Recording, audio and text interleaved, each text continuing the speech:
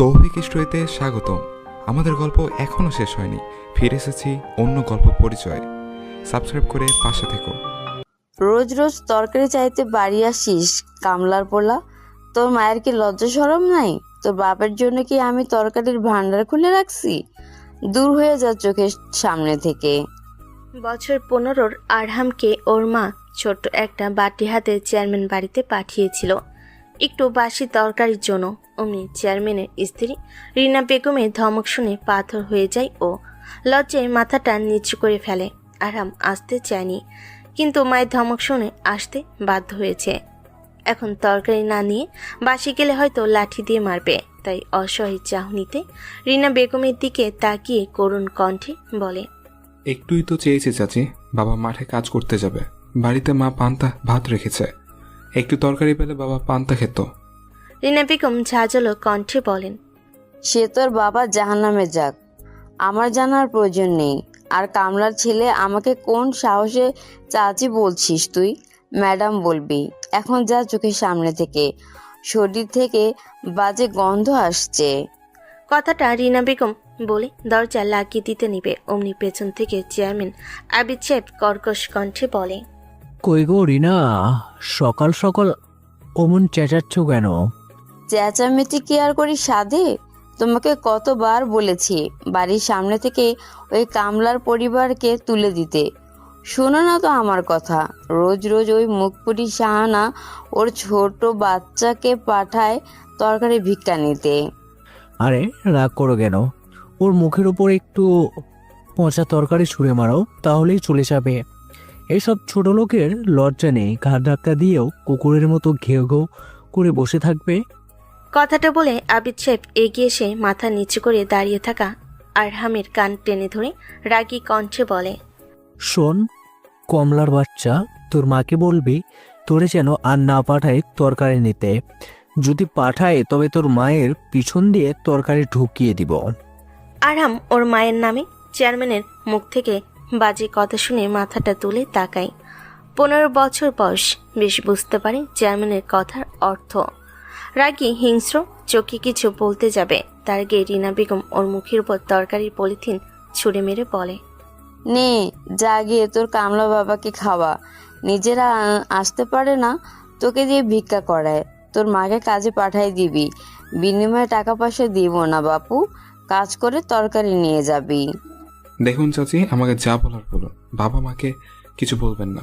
আমার রাগ হয়, মানছি আমরা গরিব, কামলা, তাই বলে এইভাবে বলবেন?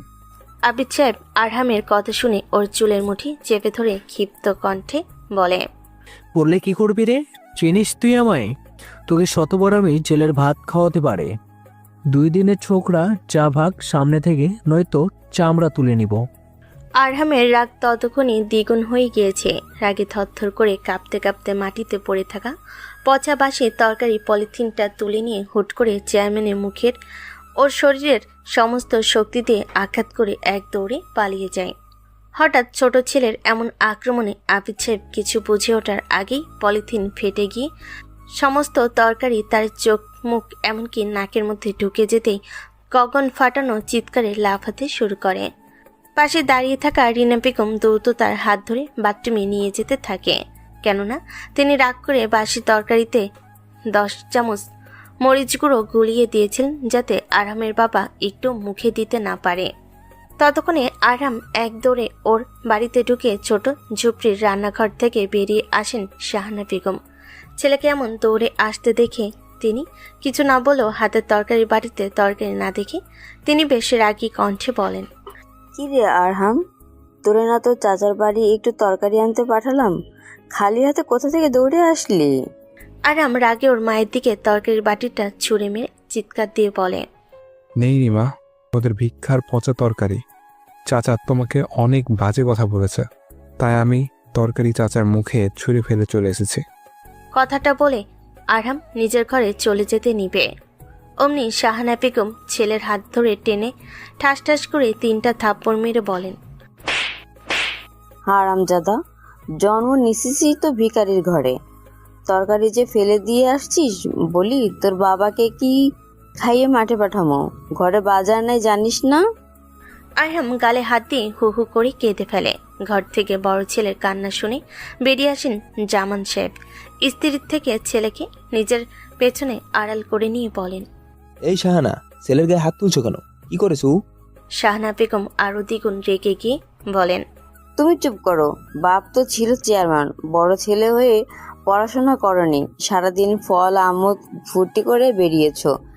দেখে ছোট ভাইটা ঠকিয়ে সব সম্পত্তি নিজের করে নিয়েছে, এমনকি বাপের ক্ষমতা চেয়ারম্যান হয়েছে।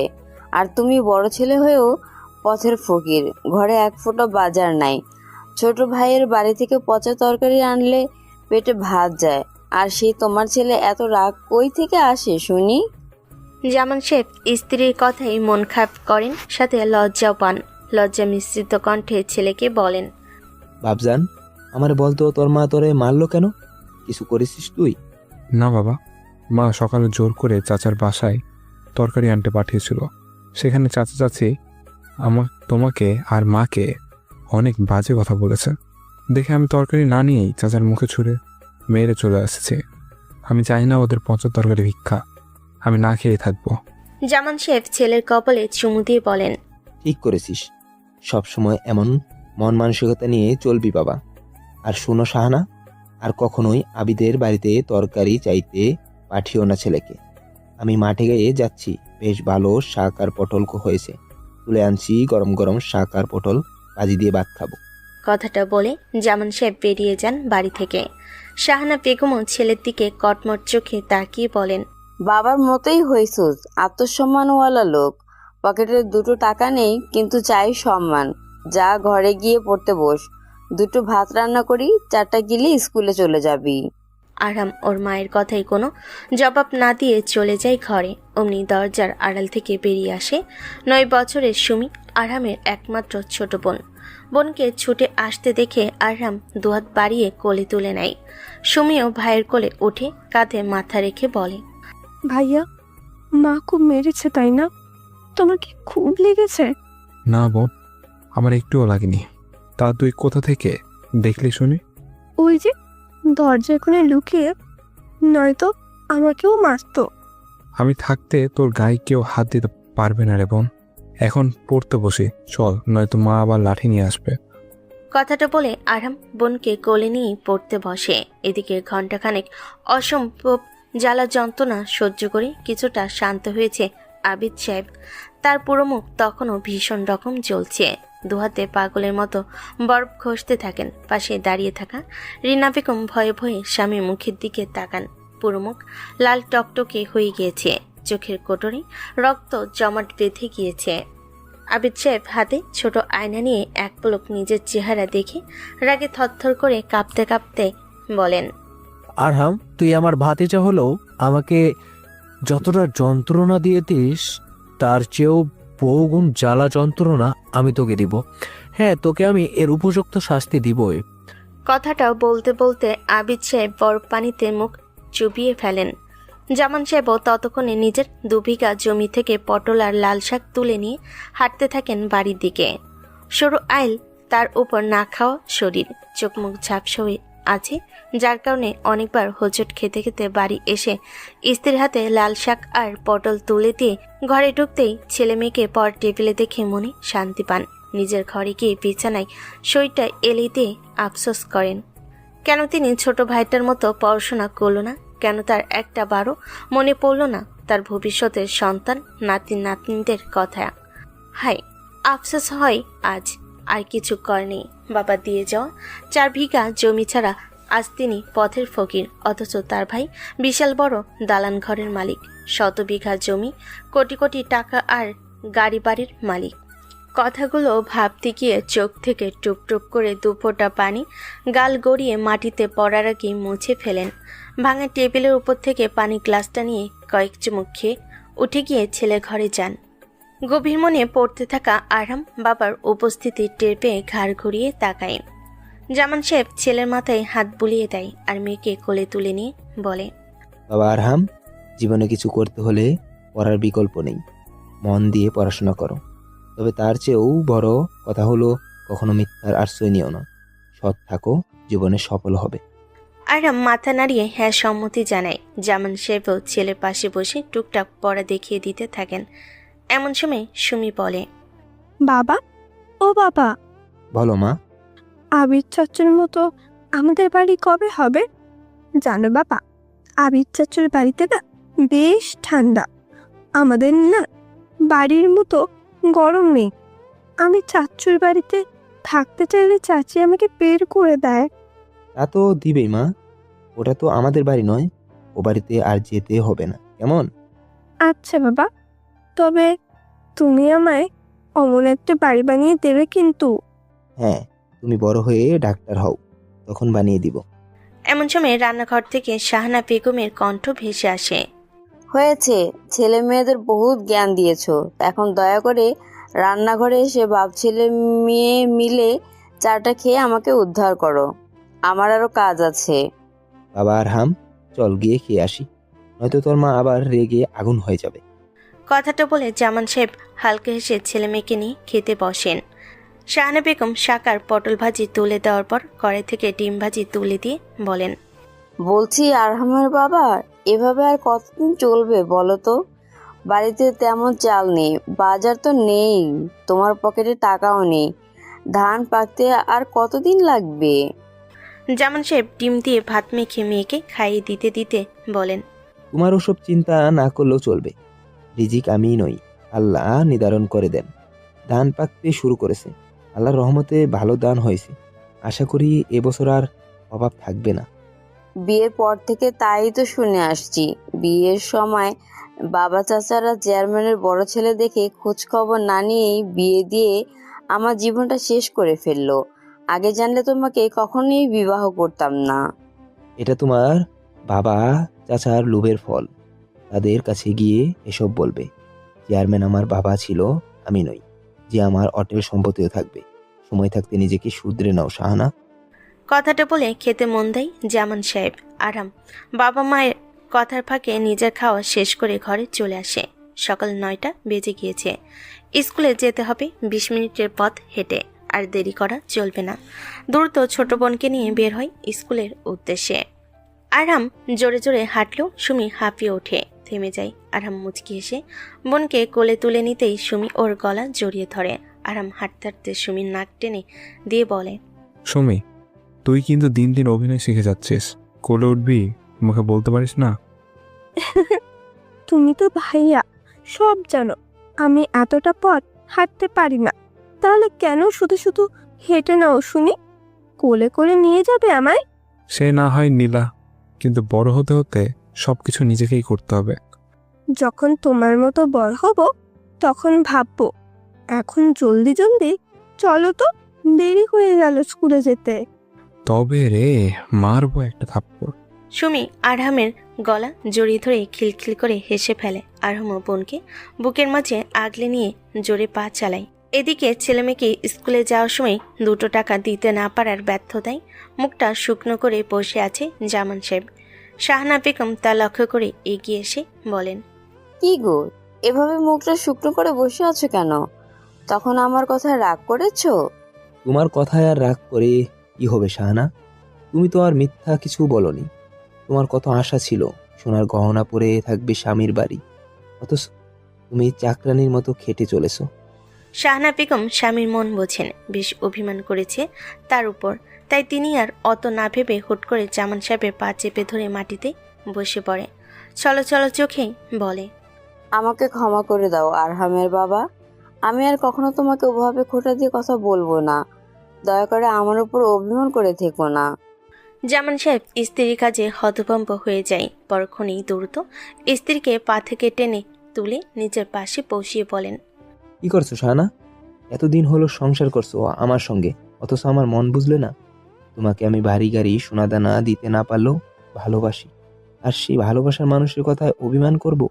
শাহানা বেগম আলতো করে স্বামীর বুকে মাথা রেখে বলেন, তাহলে এমন শুকনো মুখে বসে রইলে যে, মাঠে যাবে না কাজ করতে? আসলে ছোট বাচ্চাগুলো স্কুলে গেল, ওদের হাতে টাকা দিতে পারছি না 2 মাস ধরে, তাই মনটা খারাপ। সত্যি আমার হাতে একটা পয়সা নেই, ভাবছি এবার ধান বিক্রি করে বাজারে একটা মুদিখানার দোকান দিব, এতে অন্তত পকেটে কিছু টাকা থাকবে। তুমি কি বলো?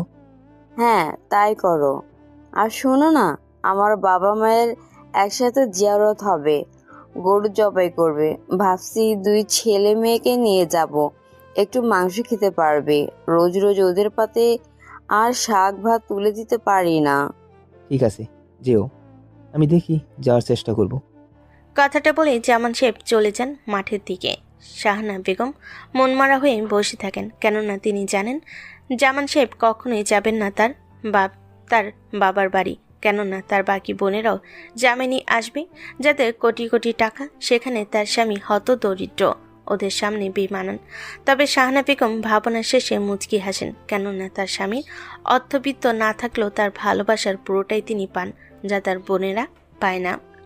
স্কুলে আরহাম সুমিকে ওর ক্লাসে রেখে নিজের ক্লাসে যেতে নিবে, পেছন থেকে ওর স্কুল ব্যাগ টেনে ধরে আবির। আচমকা টান অনুভব করে পিছন ফিরে তাকাতে দেখতে পাই ওর চাচাতো ভাই আবির দাঁড়িয়ে আছে, সাথে ওর কয়েকটা বন্ধু। আবির আরহামের 1 বছরের ছোট বলে তুই করে ডাকে। কি রে আবির, ব্যাগ টেনে ধরলি কেন? কিছু বলবি? আবির কোনো কথা না বলেই ধূপধাপ কয়েকটা ঘুষি মারে আরহামের নাক মুখে। আচমকা এমন আঘাতে আরহাম বড় হলো মাটিতে লুটিয়ে পড়ে। সঙ্গে সঙ্গে আবির সহ ওর বন্ধুরা আরহামকে লাথি মারতে শুরু করে। আরহাম ব্যথায় কাতরাতে শুরু করে। ততক্ষণে প্রিন্সিপাল স্যার সহ আরও কিছু শিক্ষক ছুটে আসতে শুরু করেছে, যা দেখে আবির ওর বন্ধুদের নিয়ে দৌড়ে পালিয়ে যাওয়ার আগে আরহামকে সজোরে লাথি মেরে বলে, শালা, আজ বেসিক্যালি এর পরে তোকে একা পেলে খুন করবো। আমার বাবার মুখের উপরে তরি তরকারির পলিটিং ছুঁড়ে মারিস তুই? তোর কলেজে আমি এটা কুকুরকে খাওয়াবো, মনে রাখিস। আমি চেয়ারম্যানের ছেলে। প্রিন্সিপাল এজাজ স্যার ততক্ষণে ছুটে এসে আরহামকে স্কুলের পাশেই স্বাস্থ্য কমপ্লেক্সে নিয়ে যান। নাক ফেটে গিয়ে রক্ত পড়ছে আর শরীরের অনেক জায়গায় কেটে গিয়েছে। ডাক্তাররা বেশ ভালো মতো পরিষ্কার করে দিয়ে ব্যথার ওষুধ খাইয়ে দেয়। ততক্ষণে আরহামের সহপাঠীরা জেনে গিয়েছে তাদের ক্লাসের ফার্স্ট বয় আরহামকে জুনিয়ররা পিটিয়েছে। তারা পুরো স্কুল ক্যাম্পাসে চষে বেড়াচ্ছে, কেননা কোথাও নেই আবিরা আর ওর বখাটে বন্ধুরা। প্রায় ঘণ্টাখানেক স্বাস্থ্য কমপ্লেক্সে শুয়ে থাকার পর আরহামের ব্যথা কিছুটা কমে। প্রিন্সিপাল স্যার আরহামের মাথায় হাত বুলিয়ে দিয়ে বলেন, বাবা, আরহাম এখন কেমন বোধ করছো? ভালো স্যার। আবির হঠাৎ তোমার উপর রেগে গেল কেন? ও তো স্কুলে পড়লেও কখনো স্কুলের মধ্যে প্রবেশ করেনি, সব সময় ওই টঙের দোকানেই বিড়ি সিগারেট খেয়ে বাসায় চলে যেত। প্রতিশোধ নিল স্যার। যাই হোক বাবা, তুমি এখানে শুয়ে থাকো। আমি আমার প্রাণপ্রিয় বন্ধু মানে তোমার বাবা জামানকে ফোন করে বলি তুমি অসুস্থ, যেন নিয়ে যাই। আরহাম মাথা নাড়িয়ে হ্যাঁ সম্মতি জানায়। প্রিন্সিপাল স্যার চলে যাওয়ার একটু পর কেবিনে কান্না করতে করতে ছুটে আসে সুমি। আরহাম বোনকে কান্না করতে দেখে বিচলিত হয়ে বলে, আরে আরে, আমার বোন কাঁদে কেন? কেউ কিছু বলেছে? সুমি কাঁদতে কাঁদতে আরহামকে জড়িয়ে ধরে বলে, তোমাকে আবির ভাইয়া কেন মারলো ভাইয়া? তোমাকেই কেন সবাই এত মারে? বোনের এহেন প্রশ্নে কি উত্তর দিবে ভেবে পায় না আরহাম। আসলেই তো, কি উত্তর দিবে সে? কাউকে নিজ থেকে মারা থাক, তাদের সাথে ঝামেলাও করতে যায় না সে, তবুও সবার আগেই ওই মার খেয়ে বসে থাকে। আরহাম বোনকে শান্ত হতে বলে দরজার দিকে তাকায়। একটা মেয়ে দাঁড়িয়ে পর্দার আড়াল থেকে ওদের দেখছে। আরহাম চিনে ফেলে, আর কেউ না, প্রিন্সিপাল এজাজ সাহেবের মেয়ে ইনায়া, সুমির বান্ধবী। দরজার পেছনে আর তোকে লুকিয়ে থাকতে হবে না, আমি দেখে নিয়েছি, তোকে ভেতরে চলে আয়। আরহামের ডাক শুনে নিমিষেই ভেতরে আসে পরীর মতো একটা মেয়ে। পোকা খেয়ে নাও দাঁতে খিলখিল করে হেসে সুমির পাশে দাঁড়ায়। আরহাম বেশ বিরক্ত হয়ে বলে, এই গাধি, তুই দেখছিস না আমি অসুস্থ? আরে তোর বান্ধবী কান্না করছে, তুই আমার বোনটাকে সান্ত্বনা দিবি না তো? বেহার মতো পোকা খাওয়ার দাঁত বের করে বিশ্রী হাসি দিচ্ছিস। ইয়ানা মুখটা গম্ভীর গম্ভীর করে বলে, হ্যাঁ, আমি তো বিশ্রী, আর সুমিই বুঝি তোমার আপন? ক্লাস 1-এ পড়া ইয়ানার মুখ থেকে কথাটা শুনে আরহাম বেশ অবাকই হয়, সেই সাথে দুষ্টুমির হাসি দিয়ে বলে, আরে সুমি তো আমার বোন, আর তুই তো হলি আমার কিউট হব বউ। তোকে কি বোন বলতে পারি আমি, বল? আরহামের কথাই ইয়ানা লজ্জারাঙ্গা হাসি দিয়ে বলে, তোমার বউ হতে আমার বয়েই গিয়েছে। তবে আরহাম জানো, তোমার নাকটা না জোকারের মতো লাগছে। কি সুন্দর কিউট করে ব্যান্ডেজ করে দিয়েছে ডাক্তার আঙ্কেলরা। আমি বাসায় গিয়ে রং তুলি এনে রং করে দিব, কেমন? একদম মিকি মিনির মতো। বান্ধবীর কথা শুনে সুমি কান্না থামিয়ে ভাইয়ের নাকে দিকে তাকিয়ে নিমিষে এসেও খিলখিল করে হেসে বান্ধবী ইয়ানাকে বলে, আমার তো রং নেই রে ইনায়া, তুই তাহলে বাসায় গিয়ে নিয়ে আসিস আমাদের বাড়িতে, কেমন? দুজনে ভাইয়ার নাকটা লাল রং করে দিব। ওকে বান্ধবী, আমি তাহলে বাবাকে গিয়ে এক্ষুনি বলি আমাকে বাসায় পৌঁছে দিতে। বাই বাই বান্ধবী। Bye bye. ইনায়া চলে যায় বাসায়। আরহাম বোনের কান টেনে দিয়ে বলে, ওই গাধি, আমার নাকে একটা ব্যান্ডেজ, নাক ফেটে গিয়েছিল বুঝলি, এখানে রং করা যাবে না। ওসব আমি জানি না ভাইয়া, আমি আর ইনায়া ঠিক যখন করেছি রং লাগাবো তখন লাগাবোই। আরহাম বোনকে কিছু বলতে যাবেন তার আগে কেবিনে ব্যস্ত ভঙ্গিতে প্রবেশ করেন জামান সাহেব। ছেলেকে নাকে ব্যান্ডেজ অবস্থায় দেখে তিনি বেশ ভয় পান। মেয়েকে পাশ কাটিয়ে ছেলের মাথার কাছে বসে হাত বুলিয়ে দিয়ে বলেন, বাবা আরহাম, তোর এই অবস্থা হলো কি করে? আরহাম কিছু বলতে যাবে তার আগে প্রিন্সিপাল স্যার বলেন, এবারেও তোর ছেলেকে বিনা কারণে পিটিয়ে গিয়েছে, তবে এবার কিন্তু তোর ঘরের লোকই পিটিয়েছে। এজাজ, তুই এখনো খোলাখুলি কথা বলতে শিখলি না? আরে রাগ করিস না বন্ধু, আসলে তোর ছোট ভাই আবিদের ছেলে আবির আরহামকে মেরেছে ওর বন্ধুদের নিয়ে। তোদের পারিবারিক বিষয় স্কুলে কি বিচার বসাবো? জামান সাহেব ছেলের কপালে চুমু দিয়ে বলেন, অবশ্যই বসাবি। আমি চাই অন্যায়কারী শাস্তি হোক, আজ তাকে প্রশ্রয় দিলে আর ভয়ঙ্কর হবে। ঠিক আছে, তাহলে কাল স্কুলে আসিস। বাবা আরহাম, তুমি এখন বাসায় যেতে পারো, আর এই নাও স্কুলের পক্ষ থেকে তোমার উপহার। কথাটা বলে প্রিন্সিপাল এজদ সাহেব আরামের হাতে এগিয়ে দেয় ফলমূল আর জুসের প্যাকেট।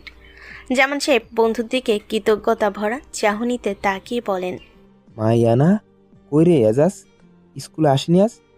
এজদ সাহেব কিছু বলতে যাবেন তার আগে ইনায়া পেছন থেকে ছুটে এসে জামান সাহেবের কোলে লাফিয়ে উঠে বলে, এই তো আমি চাচ্চু। জামান সাহেব ইনায়ার মাথায় হাত বুলিয়ে দিয়ে বলে, মা, তুমি এতক্ষণ কোথায় ছিলে? ওই তো দরজার পেছনে দাঁড়িয়েছিলাম। তোমার পচা ছেলে আমাকে কি বলেছে জানো? হ্যাঁ বল মা, কি বলেছে আমার পচা ছেলে? আমি ওকে তবে এক্ষুনি বকা দিব। আরাম বেশ ভয় পেয়ে যায়। যদি একবার ইনায়া বলে দেয় ওকে বউ বলেছে, তবে ওর বাবা ওকে আর আস্ত রাখবে না। ছোট ইনায়া আরহামের মুখের দিকে তাকিয়ে কি যেন ভাবলো, তারপর বলে, ইস রে, দেখো না চাচ্চু, একদম ভুলে গেছি। পরে মনে পড়লে বলে দিব, কেমন? তখন বকে দিও। আচ্ছা মা, এখন তাহলে বাসায় যাও, আমরাও যাই। এজাজ, চলিয়ে কাল বিচারের সময় দেখা হবে। তবে শোন, চেয়ারম্যানের ছেলে কিন্তু তোর বন্ধুর ছেলে বলে বিচারে কোনো চুলচাচুরি করিস না, ন্যায্য বিচার করবি বলে আশা করি। এজাজ সাহেব মাথা নাড়িয়ে হ্যাঁ সম্মতি জানান। জামান সাহেব ছেলের হাত ধরে ধীরে ধীরে নিয়ে যান হসপিটাল থেকে। এদিকে আরামকে প্রচুর মেরে পাশে গিয়ে আবির ওর বাবার সামনে দাঁড়িয়ে বিজয়ের হাসি দিয়ে বলে, বাবা, তোমার যন্ত্রণার প্রতিশোধ আমি নিয়ে নিয়েছি। ওই শালা আরহামকে স্কুলে এমন মারা মেরেছি, শালা এখন স্বাস্থ্য কমপ্লেক্সে শুয়ে আছে। আবির সাহেব ছেলেকে কাছে টেনে নিয়ে কপালে চুমু দিয়ে পকেট থেকে 1000 টাকার বান্ডিল বের করে দিয়ে বলে, সাবাস বাবা সাবাস, এই না হলে চেয়ারম্যান আবিদের বিয়ে, তুই হবি ভবিষ্যতের চেয়ারম্যান। যা, এই টাকা নিয়ে গিয়ে আনন্দ কর। ওকে বাবা, আমি আসছি। মা, আমি গেলাম। কথাটা বলে আবির বেরিয়ে যায় বাড়ি থেকে। ছেলেকে চলে যেতে দেখে রিনা বেগম বেশ চিন্তিত কণ্ঠে বলে, এই আবিরে বাবা, এতটুকু ছেলেকে এত যে টাকা দিচ্ছ, ও নষ্ট হয়ে গেলে কি করবে ভেবে দেখেছো? এখনই শরীর থেকে সিগারেটের গন্ধ বের হয়। আরে রাগ তো এসব, এই বয়সে একটু একটু এনজয় করতেই পারে, সময় হলে ঠিক হয়ে যাবে। আর আমার কি টাকার অভাব আছে যে ছেলেকে ভিখারির মতো রাখবো? কিন্তু আবিরের বাবা, ছেলেটা তো পড়াশোনা করছে না, ও আমাদের একমাত্র সন্তান। ও বখাটে হলে আমাদের ভবিষ্যৎ কি? আমরা কার ওপর ভরসা করব বলো?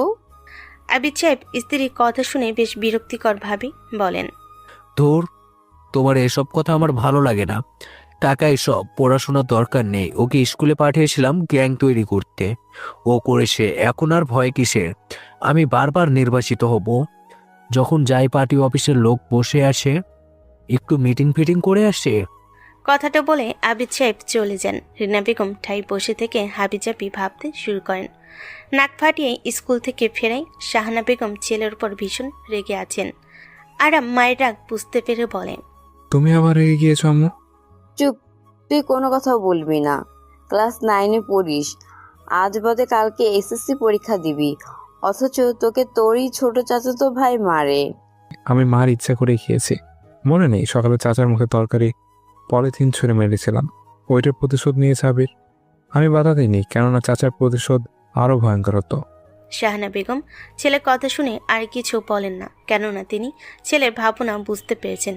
আসলে আবিদ সাহেবের প্রতিশোধ ভয়ঙ্কর হতো। শাহানা বেগম আস্তে করে চলে যান সেখান থেকে। জামান সাহেবও পাশে নেই। আরাম আপেলের টুকরো মুখে দিতে দিতে ব্যাগ থেকে বই বের করে পড়তে শুরু করে। রয়শন বইটাই আগে পড়তে নেই, কেননা জোবায়েদ স্যার ক্লাস ওকেই আগে পড়া ধরবে।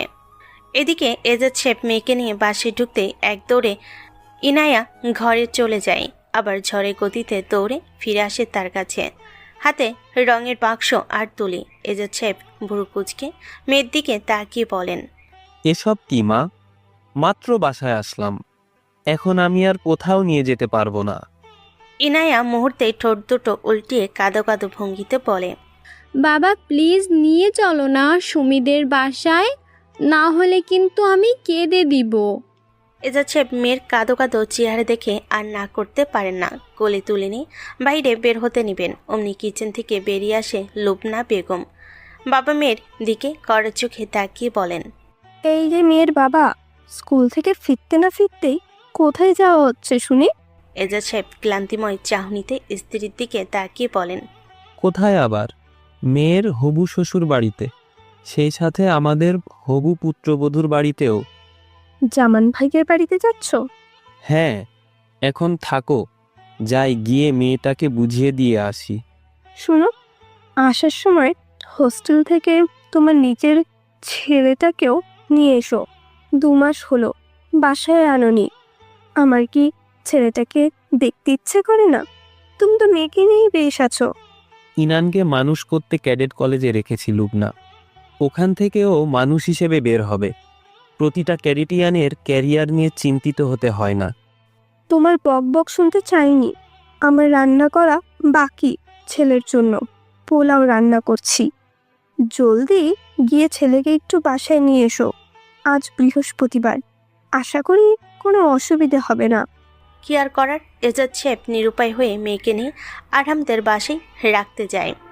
দরজার সামনে নামিয়ে দিয়ে জলদি ছুটতে থাকে বগুড়া ক্যাডেট স্কুলের দিকে। সেখানেই তার একমাত্র ছেলে ইনান ক্লাস 9-এ পড়াশোনা করে। বারবার দরজা ধাক্কানো আর পিচ্ছি কণ্ঠে আন্টি আন্টি ডাক শুনে শাহানা বেগম ছুটে গিয়ে দরজা খুলে দিতেই ইনায়া বাড়ির ভেতর প্রবেশ করে। বিরক্তিকর কণ্ঠে বলে, উফ আন্টি, তুমি আবারও দেরি করে দরজা খুললে। জানো না আমি দরজায় অপেক্ষা করতে পারি না? সরি মা, রান্না করছিলাম তো। তা কার সাথে এসেছো? বাবা রেখে ভাইয়াকে আনতে গিয়েছে। এমন সময় সুমি ঘর থেকে বের হয়ে ইনায়ার কাছে গিয়ে বলে, এত দেরি হলো কেন রে বান্ধবী? ভাইয়া তো পড়তে বসে গিয়েছে। আমরা ভাইয়াকে জোকার সাজাবো কিভাবে? আরে নো টেনশন, আমি এসে গিয়েছি না। চল চল দেখি তোর ভাইয়া কি করে। কথাটা বলে ইনায়া সুমির হাত ধরে চলে যায় ভেতরে। শাহানা বেগম মুচকি হেসে দরজাটা লাগিয়ে তার কাজে যান। গভীর মন দিয়ে পড়তে থাকা আরহাম হঠাৎ সুমি ইনায়ার খিলখিল করে হাসির শব্দ শুনে ঘাড় ঘুরিয়ে দরজার দিকে তাকায়। দুজনেই দরজার আড়ালে লুকিয়ে ওর দিকে তাকিয়ে হাসছে। আরহাম গম্ভীর কণ্ঠে বলে, ওই তোরা আবার এখানে হাসছিস? দেখছিস না আমি মনোযোগ দিয়ে পড়ছি? আমাকে ডিস্টার্ব করবি না, এখন যা ভাগ। ইনায়া ঘরের ভেতরে এসে সোজা বিছানার উপর পা তুলিয়ে বসে রঙের বাক্স আর তুলি বের করে আপন মনে বলে, উফ বাবুটা, তুমি বললেই তো হবে না। আমি বাবার কাছে কত কান্নাকাটি করে এখানে এসেছি তোমার নাকের ওই ব্যান্ডেজে রং করে জোকার বানিয়ে দিব বলে। আরহাম বেশ অবাকই হয় ইনায়ার এমন কথা শুনে। এতটুকু মেয়ে এমনভাবে কথা বলতে পারে, সত্যি ভাবনার বিষয়। এমন সময় সুমি এসে আরহামের পেটের ওপর চেপে বসে বলে, ভাইয়া, তুমি কিন্তু আমাদের বারণ করতে পারবে না। আমরা তোমার উপর পেন্টিং করব। আরহাম বোনে সলসোজা কথায় আর দ্বিমত করে না, মাথা ঝাঁকিয়ে হ্যাঁ সম্মতি জানান। সঙ্গে সঙ্গে দুজন ইয়াহু বলে চিৎকার করে মহা আনন্দে রং করতে থাকে আরহামের ব্যান্ডেজের ওপর। ঘণ্টাখানেক বিভিন্ন রং, গন্ধ আর দুজনে খিলখিল করে হাসার সময় ছিটে আসা থুথুগুলো সহ্য করতে থাকার পর শেষ হয় ওদের পেন্টিং। হাঁপ ছেড়ে উঠে বসে আরহাম। ইনায়া আর সুমি ডোন্ট কেয়ার মুডে চলে গিয়েছে। রং তুলি গুছিয়ে রাখতে রাখতে বলে, সুমি বান্ধবী, তোর জামাইকে তো বাবা আনতে গিয়েছে স্কুলে, তুই দেখা করবি? আরহাম ইনায়ার কথাটা শুনে চোখটা বড় বড় করে তাকাই সুমির দিকে। সুমি এক পলক ভাইয়ের দিকে তাকিয়ে লজ্জারাঙ্কা হাসি দিয়ে এক দৌড়ে পালিয়ে যায়। আরহাম দ্রুত ইনায়ার হাত চেপে ধরে বলে, এই পিচ্ছি, কি বললি তুই? আমার বোনের জামাই আবার কে শুনি? কেন, তুমি আমায় যেমন হবু বউ বলো, তেমনি আমিও আমার বান্ধবীকে হবু ভাবি বলি। কি বলতে চাচ্ছিস তুই পিচ্ছি? ইনায়া আরহামের কানে কাছে মুখ টেনে এসে ফিস করে বলে, ইনান ভাইয়াকে বাবা আনতে গিয়েছে, এখন বুঝে নাও তোমার বোনের হবু জামাই। তবে রে।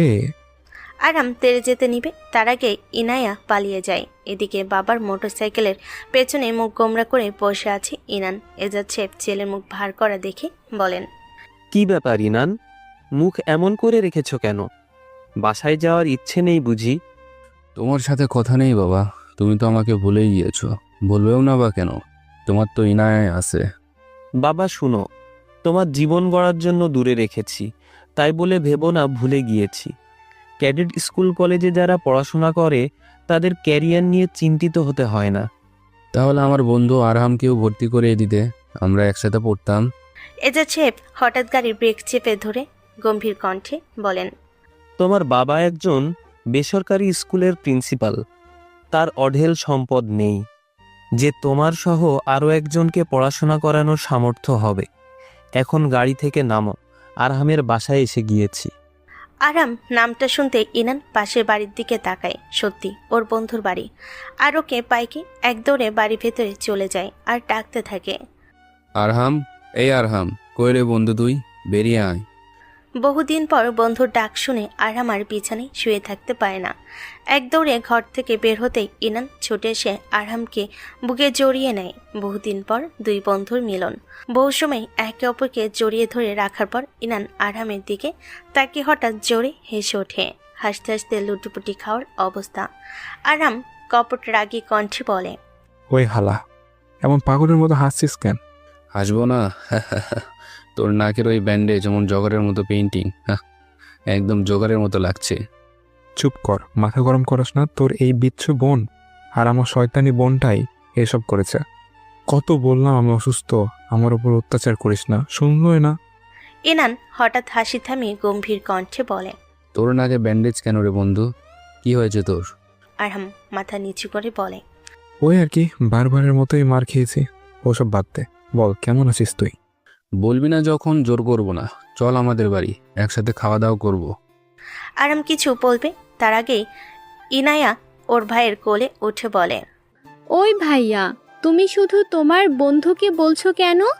আমার ভাবিকেও বলো না একটু, ও যেতে চাচ্ছে না। ইনান বোনের কথা শুনে চমকে ওঠে। আরহামের দিকে ভর্ত চোখে তাকিয়ে আমতা আমতা করে বলে, বন্ধু কিছু মনে করিস না, পিচ্চিদের কথা ধরতে নেই। আর ইনায়া, মুখ সামলে কথা বলবি। কোল থেকে নেমে সুমিকে নিয়ে যা, বাবা বাইরে দাঁড়িয়ে আছে। ইনায়া ভাইয়ের ধমক খেয়ে কোল থেকে নেমে সুমিকে নিয়ে চলে যায়। আরহামও ইনানের কাঁধে হাত রেখে বলে, শাসনের অভাবে এরা দুজন এটুকুই বয়সে বেয়াদব হয়ে যাচ্ছে, বুঝলি না? যখন তখন বেফাঁস কথা বলে ফেলে। যাই হোক, ওসব পরে দেখা যাবে। চল, হাঁটতে হাঁটতে দুই বন্ধু বাসায় যায়। আন্টি, ও আন্টি, তোমার ছেলেকে নিয়ে গেলাম। নিয়ে যা, তবে সন্ধ্যার আগেই বাড়ি পাঠিয়ে দিবি। আচ্ছা। রাস্তা দিয়ে ইনানের সাথে হেঁটে যাওয়ার সময় হঠাৎ থেমে যায় আরহাম। ওর চোখে পড়ে টঙের দোকানের পেছনে এক হাতে সিগারেট আর এক হাতে বিয়ারের বোতল হাতে নিয়ে ক্যারামবোর্ড খেলতে থাকা আবির দিকে। নিজের চাচাতো ভাইয়ের এত অধপতন দেখে ঘৃণা হয় ওর। ইনান আরহামের কাঁধে হাত রেখে বলে, ওসবে নজর দিস না আরহাম, কর্মফল সবাই ভোগ করে। আজও সুখ টান দিচ্ছে, আগামীকাল হসপিটালের বেডে শুয়ে খক খক করে রক্ত কাশি দিবে। তবুও খারাপ লাগে। যাই হোক, চাচা ভাই বলে কথা। ডাইনিং টেবিলে আরহাম আর সুমিকে লুবনা বেগম আদর করে খাইয়ে দিতে থাকেন। পাশে বসে থেকে তা দেখতে থাকেন এজাজ সাহেব। তার বেশ ভালো লাগে লুবনার এমন কাজ। খাওয়া দাওয়া শেষ করে আরহাম বোনের মুখ মুছে দিয়ে উঠতে যাবে, অমনি সামনে চেয়ারে বসা ইনায়া এক দৌড়ে আরহামের সামনে এসে দাঁড়িয়ে এটো মুখ দেখি বলে, ওই আমার মুখটাও মুছে দাও না। আরহাম হতচকিত হয়ে ওঠে, চোখগুলো বড় বড় করে লুবনা বেগম আর এজাজ সাহেবের দিকে তাকায়। তারা ততক্ষণে চোখ ঘুরিয়ে মুখে হাত দিয়ে মিটি মিটি হাসছেন। তাদের চেয়ে আরেক ধাপ এগিয়ে ইনান সে বলেই বসে, কিরে অমন চেয়ে রইলি কেন? পরিষ্কার করে মুছে দে না। আরহাম রাগী চোখে ইনানের দিকে তাকায়, তবে বিপরীত ইনায়ার দিকে তাকিয়ে বলে, তুই সবসময় আমাকে লজ্জা দিস। তুই সত্যিই খুব ডেঞ্জারাস। তোর সামনে আমি আর আসবো না। আরহাম মুখটা ধুয়ে মুছে দিতেই পাগলিটা সুমিকে নিয়ে নিজের ঘরে চলে যায়। আরহাম কি করবে ভেবে না পেয়ে পাথরের মতো দাঁড়িয়ে থাকে এজাজ সাহেবের সামনে। কোনো মতে সেই বিকালটা ইনানদের বাসায় কাটিয়ে সুমিকে নিয়ে বাসায় চলে আসতে নিবে, অমনি ইনানের আম্মু লুবনা বেগম আরহামের হাতে একটা বড় টিফিন বাটি ধরিয়ে দিয়ে বলে, বাবা আরহাম, এইটা নিয়ে যাও, ভাইজান আর ভাবিকে দিও কেমন? কিন্তু আন্টি, আবার কিসের কিন্তু? এটা নিয়ে যাও বাবা, সন্ধ্যা হয়ে আসবে আর একটু পর। তোমার স্যারই যেত, কিন্তু ইনানকে স্কুলে পৌঁছে দিয়ে আসতে যাবে। ঠিক আছে আন্টি, আজ তাহলে আসি। ইনান বন্ধু আসে রে। সে পরে দেখব, এখন মুখটা মুছে দাও, ঝাল লেগেছে ভীষণ। ইরান মাথা নাড়িয়ে হ্যাঁ সম্মতি দেয়। আরহাম বোনকে কোলে নিয়ে বের হয়ে যায় বাড়ি থেকে। অমনি ইনান ওর আম্মুকে বলে, থ্যাঙ্কস আম্মু। লুবনা বেগম ছেলের মাথায় হাত বুলিয়ে দিয়ে বলেন, থাক, আর ওসব বলতে হবে না। সব সময় এমন মন মানসিকতা নিয়েই চলবি। পোলাও মাংস সবই দিয়ে দিয়েছি, এখন বাবা ফিরে যাও স্কুলে। ইনান ওর বাবার সাথে মোটরসাইকেলে চলে যায়। দূর থেকে ভাইয়াকে যেতে দেখে ইনায়া বেরিয়ে আসে সোজা ওর আম্মুর সামনে। মেয়েকে দেখে লুবনা বেগম ঠাস ঠাস করে দুটো থাপ্পড় মেরে গম্ভীর কণ্ঠে বলে, বেয়াদব মেয়ে, কেবল পড়াশোনা করিস 4র্থ শ্রেণীতে, আর এখনই এমন বেয়াদব হয়েছিস? আরহাম কত লজ্জা পেয়েছে জানিস তুই? তোর ভাইয়ের কাছে যেতে পারিসনি মুখ ধুয়ে নিতে? আচমকা মায়ের হাতে থাপ্পড় খেয়ে ইনায়া কাঁদতে ভুলে গিয়েছে। ফুপিয়ে ফুপিয়ে কোনো মতে বলে, আমার ভুল হয়ে গেছে আম্মু, আমি আর করব না দুষ্টুমি। দুষ্টুমি বলে না, ওটাকে বেয়াদবি বলে। আরহাম তোর ভবিষ্যতের হাজবেন্ড হবে কিনা কেউ জানে না। আগেই অমন করবি না, এরপর করলে তোকে আর সুমিদের বাড়িতে তো দূরেই থাক, তোর ভাইয়ের মতো স্কুল হস্টেলে রেখে দিব। যাও পড়তে বসো এখন। ইনায়া চুপচাপ চলে যায় ঘরে। লুবনা বেগমও কিচেনে চলে যান সবকিছু গোছগাছ করতে। সন্ধ্যা 7টা বেজে গিয়েছে। জামান সাহেব বারবার হাত ঘড়ির দিকে তাকাচ্ছেন, যা দেখে শাহানা বেগম প্লেটে ভাত আর শাকসবজি তুলে দিতে দিতে বলেন, ঘড়ি আর দেখতে হবে না, আমার মন বলছে তোমার ছেলেমেয়েরা আসছে, এখন ভাতটা খেয়ে নাও। তা কি সম্ভব শাহানা? ওরা আসুক, একসাথে খাবো। জামান সাহেবের কথা শেষ না হতেই বাইর থেকে সুমি দৌড়ে এসে তার গলা জড়িয়ে ধরে বলে, বাবা আমি এসে গিয়েছি।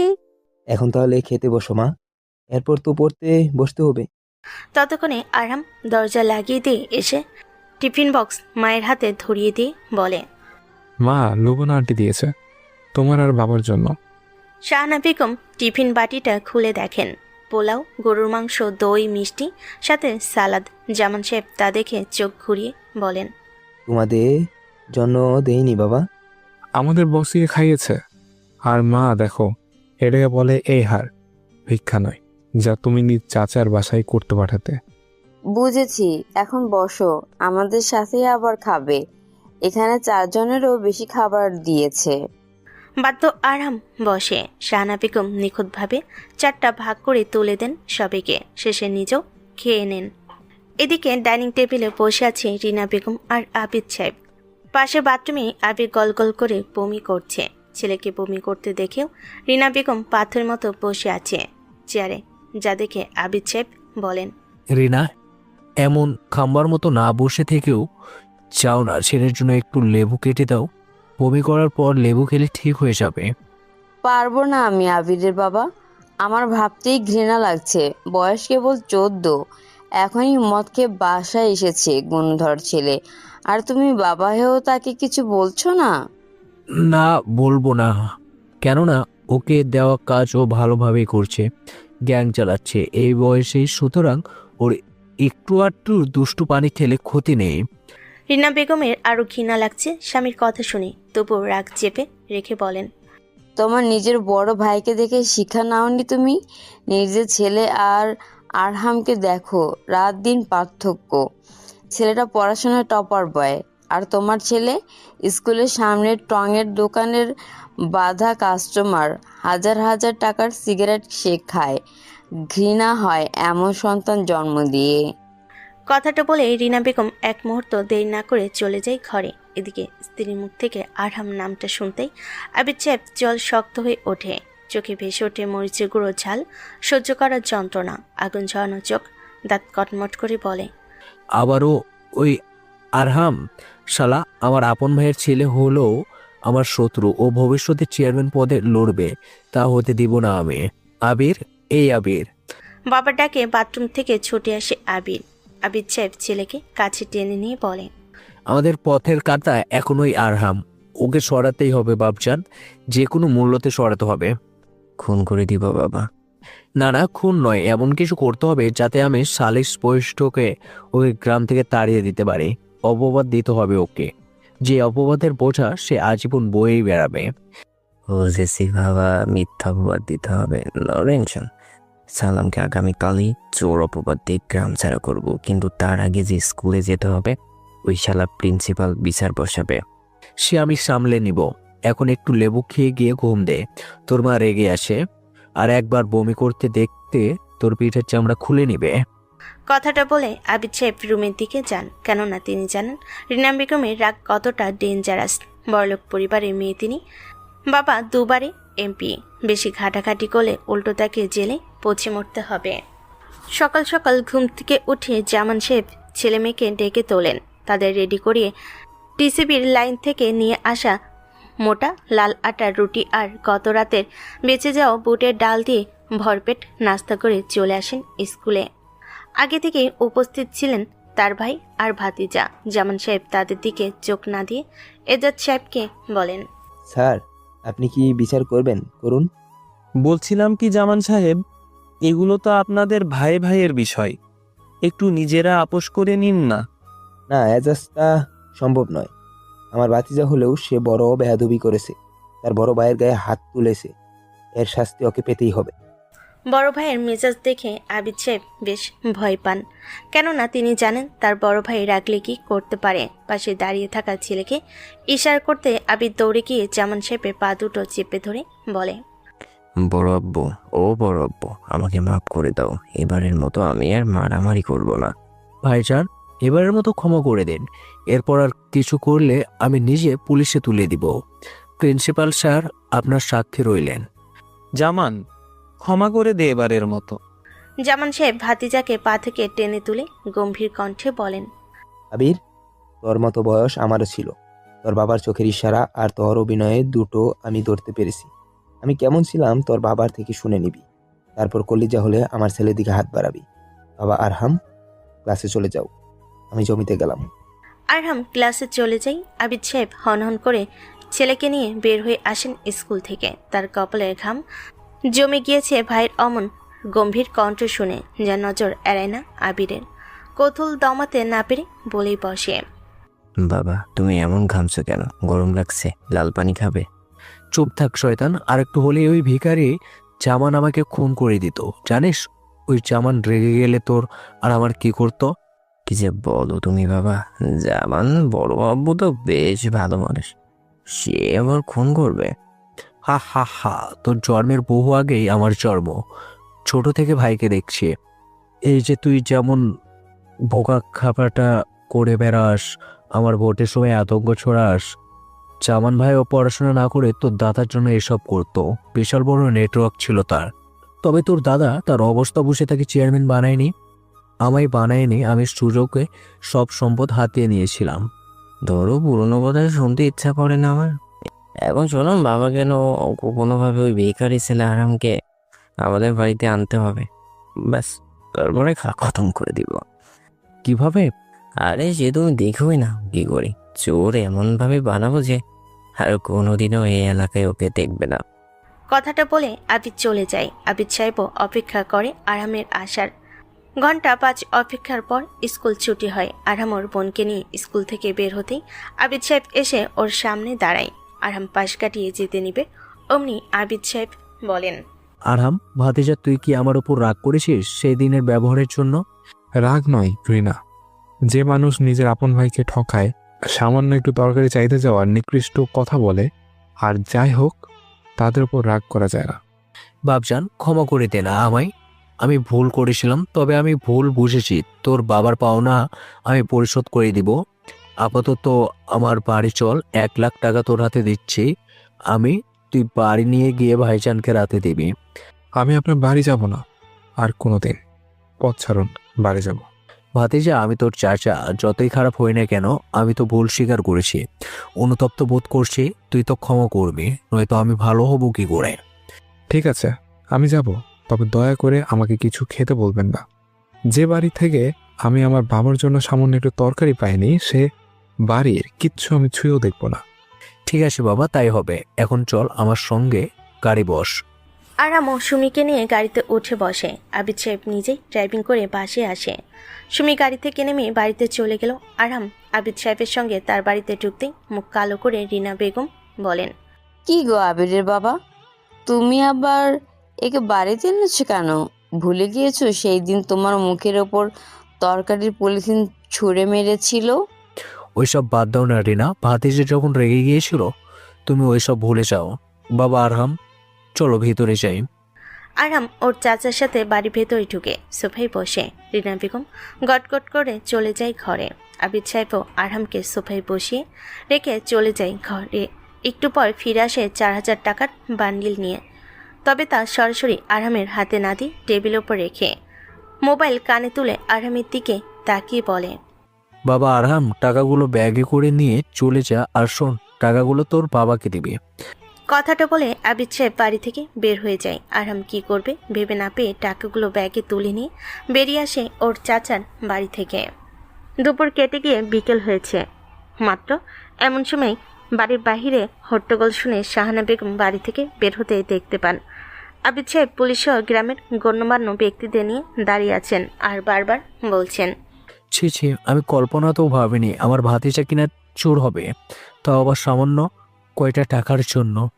শাহানা বেগম দেবরের দিকে তাকিয়ে বলেন, আবির, কি বলতে চাইছো তুমি? আর পুলিশ নিয়ে এখানে কি করছো? তোমার ভাই জানলে কিন্তু খুব খারাপ হবে। দেখলেন তো আপনারা আমার ভাবি কেমন চোটপাট করছে। এমনি বলে না চোরের মায়ের বড় গলা। ওসি সাহেব, পুরো বাড়ি তল্লাশি করুন, আমার 2 লাখ টাকা যেভাবেই হোক আমি ফিরে পেতে চাই। ওসি তার দলবল নিয়ে পুরো বাড়ি সার্চ করতে করতে প্রবেশ করে আরহামের ঘরে। বেঘরে ঘুমোতে থাকা আরহামের স্কুল ব্যাগ থেকে 4000 টাকার বান্ডিল পেয়ে যা ওসি সঙ্গে সঙ্গে বিজয়ের হাসি দিয়ে ছুটে যায় আবিদ সাহেবের দিকে আর বলে, স্যার, এই যে টাকাটা পেয়েছি, আমি আপনার জাতির দায় স্কুল ব্যাগ শালা টাকা চুরি করে নিয়ে এসে নিশ্চিন্তে ঘুমাচ্ছিল, এই কনস্টেবল শালাটাকে ঘুম থেকে টেনে তুলে আনো। বলতে দেরি কনস্টেবলরা আরামকে ঘুমের মধ্যে টেনে হিসেবে বের করে আনতে দেরি করেনি। কাঁচা ঘুম থেকে টেনে তোলায় আরাম চারিদিকে ঝাপসা দেখতে থাকে। ততক্ষণে জামান সাহেবও জমি থেকে বাড়ি ফিরতেই এত লোকজন সাথে পুলিশকে দেখে বেশ হতবাক হয়ে এগিয়ে আসতেই আবিদ সাহেব শয়তানি হাসি দিয়ে গ্রামবাসীকে বলে, দেখুন দেখুন, চোরের বাবা এসে গিয়েছে। ওসি সাহেব এক্ষুনি এই চোরকে গ্রেপ্তার করে জেলে নিয়ে যান। চেয়ারম্যানের নির্দেশে ওসি আরহামকে টেনে নিয়ে যেতে নিবে অমনি জামান সাহেব হিংস্র বাঘের মতো ছেলেকে চিনি নিয়ে গর্জন করে বলেন, আবিদ, মুখ সামলে কথা বল। বলে যাচ্ছিস তুই কার সামনে দাঁড়িয়ে কথা বলছিস? জামান সাহেবের ধমক খেয়ে প্রথমে কেঁপে উঠল আবিদ সাহেব। বলেন, এই তুইও তো ভুলে না, আমি চেয়ারম্যান, গলা নামিয়ে কথা বল। চোরের বাপের বড় গলা মানায় না। তোর ছেলে আমার বাড়ি থেকে আমার টাকা চুরি করে এনেছিল। তোর ছেলে চোর। কথাটা বলার সঙ্গে সঙ্গে জামান সাহেব শরীরের সর্বশক্তি দিয়ে ঘুষি মারে আবিদ সাহেবের নাক বরাবর। একটা ঘুষিতেই তিনি 3 হাত দূরে ছিটকে পড়ে যান। জামান সাহেব তেড়ে যেতে নিবে অমনি পুলিশ বাধা দেয়। আবিদ সাহেব দ্রুত নিজেকে সামনে নিয়ে নাকে টিস্যু চেপে ধরে ওসিকে বলে, ওসি সাহেব, চোরের বাবাকে ভিডিওটা দেখান। ওসি এগিয়ে এসে জামান সাহেবের সামনে ভিডিও চালু করে দেয়, যেখানে স্পষ্ট দেখা যাচ্ছে আবিদ সাহেব টি টেবিলের ওপর টাকা রেখে চলে যায় বাইরে। অমনি আরহাম সেই টাকা তুলে নিয়ে বেরিয়ে আসে বাড়ি থেকে। ভিডিওটা দেখে জামান সাহেব বিস্ময়কর চাহনিতে ছেলের দিকে তাকিয়ে বলেন, বাবা আরহাম, এসব কি দেখছি আমি? এটা কি সত্যি? ঘুমের রেশ না কাটা আরহাম কিছু বলতে নিবে তার আগে আবিদ সাহেব বলেন, এই চোরকে গ্রামে রাখা যাবে না, তাহলে পুরো গ্রামের বাচ্চারা চোর হয়ে যাবে। আপনারা কি বলেন গ্রামবাসী? সবাই সম্মতি জানায়। আবিদ সাহেব মুচকি হেসে বলেন, আরহাম আমার ভাতিজা বলে ওরে পুলিশে দিলাম না, তবে ওরে গ্রাম থেকে আজই তাড়াই দিব। সাথে ওর চুরি করা 2 লাখ টাকাও আমি ফেরত নিব না, ওটা ভিক্ষা হিসাবে দান করে দিলাম। জামা, তোর ছেলেকে 24 ঘন্টার মধ্যে গ্রাম থেকে বের করে দিবি, নয়তো তোদের পুরো পরিবার এক ঘরে করে দিব। কথাটা বলেই তিনি হনন করে চলে যান। জামান সাহেব এগিয়ে গিয়ে ঘুমের রেশ না কাটা আরামের গালে ঠাস ঠাস করে 4টা থাপ্পড় মেরে গলা টিপে ধরে শূন্যে ভাসিয়ে তুলে ভয়ঙ্কর গর্জন করে বলেন, জানোয়ারের বাচ্চা, তোর জন্য আমি ভালো হয়ে গিয়েছিলাম, সেই তুই কিনা চুর হলি। কুলাঙ্গারের বাচ্চা, তুই আজ এক্ষুনি এই মুহূর্তে বাড়ি থেকে বের হয়ে যাবি। কথাটা বলে জামান সাহেব ছুঁড়ে ফেলে দেন আরহামকে। দূরে ছিটকে পড়ে আরহাম ব্যথায় কুকিয়ে ওঠে। ঘুমের রেশ কেটে গিয়েছে ততক্ষণে। ব্যথাকাতর কণ্ঠে ওর বাবার দিকে তাকিয়ে বলে, বাবা আমার কথা শোনো, আমি চোর নই বাবা। জামান সাহেব 2 লাখ টাকার বান্ডিলটা আরহামের মুখের উপর ছুঁড়ে মেরে বলে, তুই চোর নস, তুই কুলাঙ্গার। তোর মুখে বাবা ডাক আমি আর শুনবো না। দূর হয়ে যা চোখের সামনে থেকে। কথাটা বলেই তিনি দরজা লাগিয়ে দেন আর সোজা গিয়ে শাহানা বেগমের চুলের মুঠি ধরে বলেন, আমি ভালো হয়ে গিয়েছিলাম বলে বহুত কথা শুনেছিস তুই, আর নয়। এরপর আমার উপর টু শব্দ করলে তোর জিভটা টেনে ছিঁড়ে ফেলবো। আর ওই কুলাঙ্গারকে বাড়ির ভিতরে জায়গা দিতে তোর কলিজা আমি টুকরো টুকরো করব। কথাটা বলেই তিনি ঘরের ভেতর চলে যান। জীবনে প্রথমবার বাবার হাতে মার খেয়ে আরাম ব্যথায় উঠতে পারছে না। তারপর নাক ফেটে গিয়ে শরীরের আঘাতে কালশিটা দাগ। আগের মতোই নড়চড়হীনভাবে রাস্তাতে চোখ বুজে ফেলে। দূর থেকে এতক্ষণ সবকিছু লক্ষ্য করলেও এগিয়ে আসেননি এজাজ সাহেব, কেননা তিনি জানেন তার বন্ধু রেগে গেলে কতটা হিংস্র হয়ে যায়। চারিদিকে অন্ধকার হয়ে এসেছে দেখে আর এক মুহূর্ত দেরি না করে এক দৌড়ে গিয়ে আরহামকে ডাকেন। আরহাম, বাবা আরহাম, শুনছো? আরামের কোনো হেলদোল নেই দেখে দ্রুত কাঁধে তুলে নেন, সাথে পকেটে তুলে নেন পড়ে থাকা 4,000 টাকার বান্ডিল। তারপর এক দৌড়ে যেতে থাকেন নিজের বাড়ি থেকে।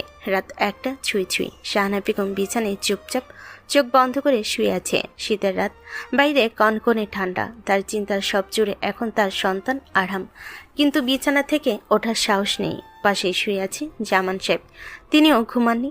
স্ত্রীর ঘুমানোর অপেক্ষায় এতক্ষণ শুয়ে থাকলো তার। নড়চড়া কমে যেতেই ছটপট বিছানা থেকে উঠে টর্চ লাইট হাতে বের হয় বাড়ি থেকে। নিঃশব্দে দরজা খুলে রাস্তার দিকে লাইট মারতে চমকে ওঠেন। আরহাম নেই। অলিগলি তন্ন তন্ন করে খুঁজেও আরহামকে না পেয়ে জামান সাহেব স্তব্ধ হয়ে যান। এমন সময় আবিদ সাহেব বাড়ির গেটে খুলে বের হয়ে, সাথে আবির আর রিনা বেগম, যাতে দেখে জামান সাহেব আড়ালে লুকিয়ে পড়েন। আবিদ সাহেব এক দৌড়ে আরামে শুয়ে থাকা জায়গায় এসে থমকে যান। আরাম নেই। তিনি প্রায় পাগলের মতো চারিদিকে কিছু খুঁজতে শুরু করেন। আবির বাবাকে কিছু খুঁজতে দেখে বলে, বাবা তুমি কি খুঁজছো? এই রাস্তা, বাড়িতে চলো।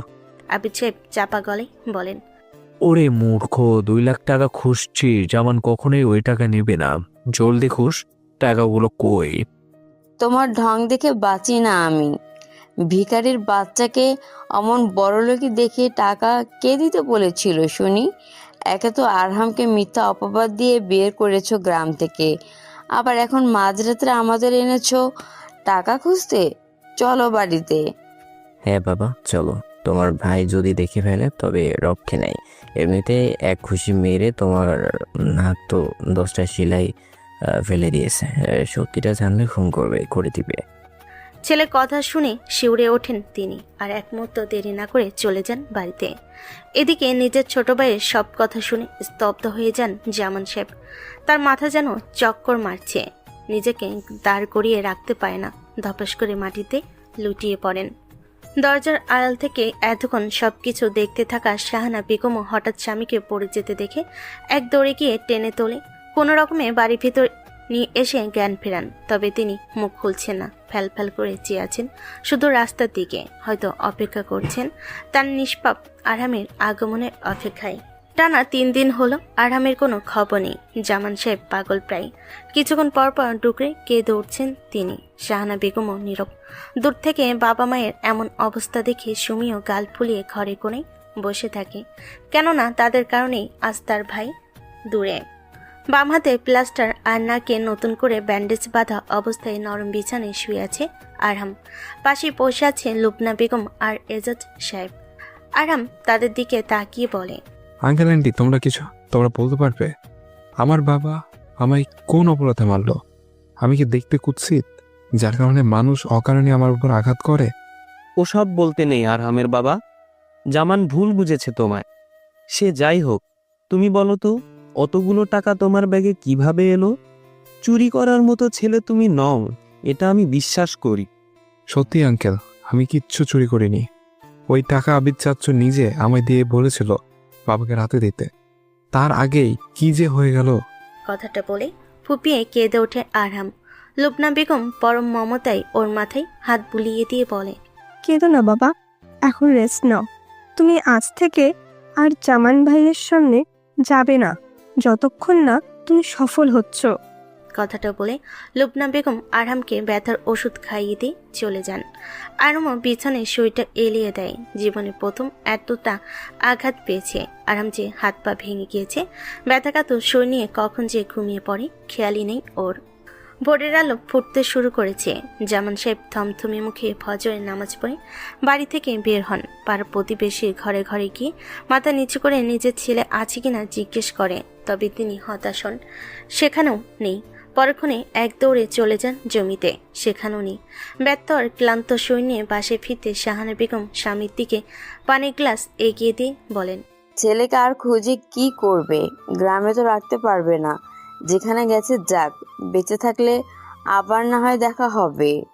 শাহানা, আমি গত রাতে যে সত্যিটা জেনেছি তা তোমায় বললে আমার ঘৃণা করবে। আমি বলতে চাই না সে সত্যি। যাই হোক, ছেলে ভালো থাকুক। আমি এক পাপী বাবা হয়েই না হয় থাকি। এমন সময় সুমি এসে ওর বাবার পাশে বসে, মুখটা শুকনো। জামান সাহেব মেয়ের মাথায় হাত বুলিয়ে দিয়ে বলেন, কিরে মা, মুখ এমন শুকনো করে রেখেছিস কেন? কিছু হয়েছে তোর? আমার আর কি হবে বাবা, যা হওয়ার তা তো ভাইয়ের সাথে হয়ে গিয়েছে। তোমাকে একটা কথা বলবো, যদি না আমাকে ভাইয়ের মতো গলা টিপে ধরে ছুঁয়ে না মারো। জামান সাহেব মুচড়ে যান ভেতর থেকে।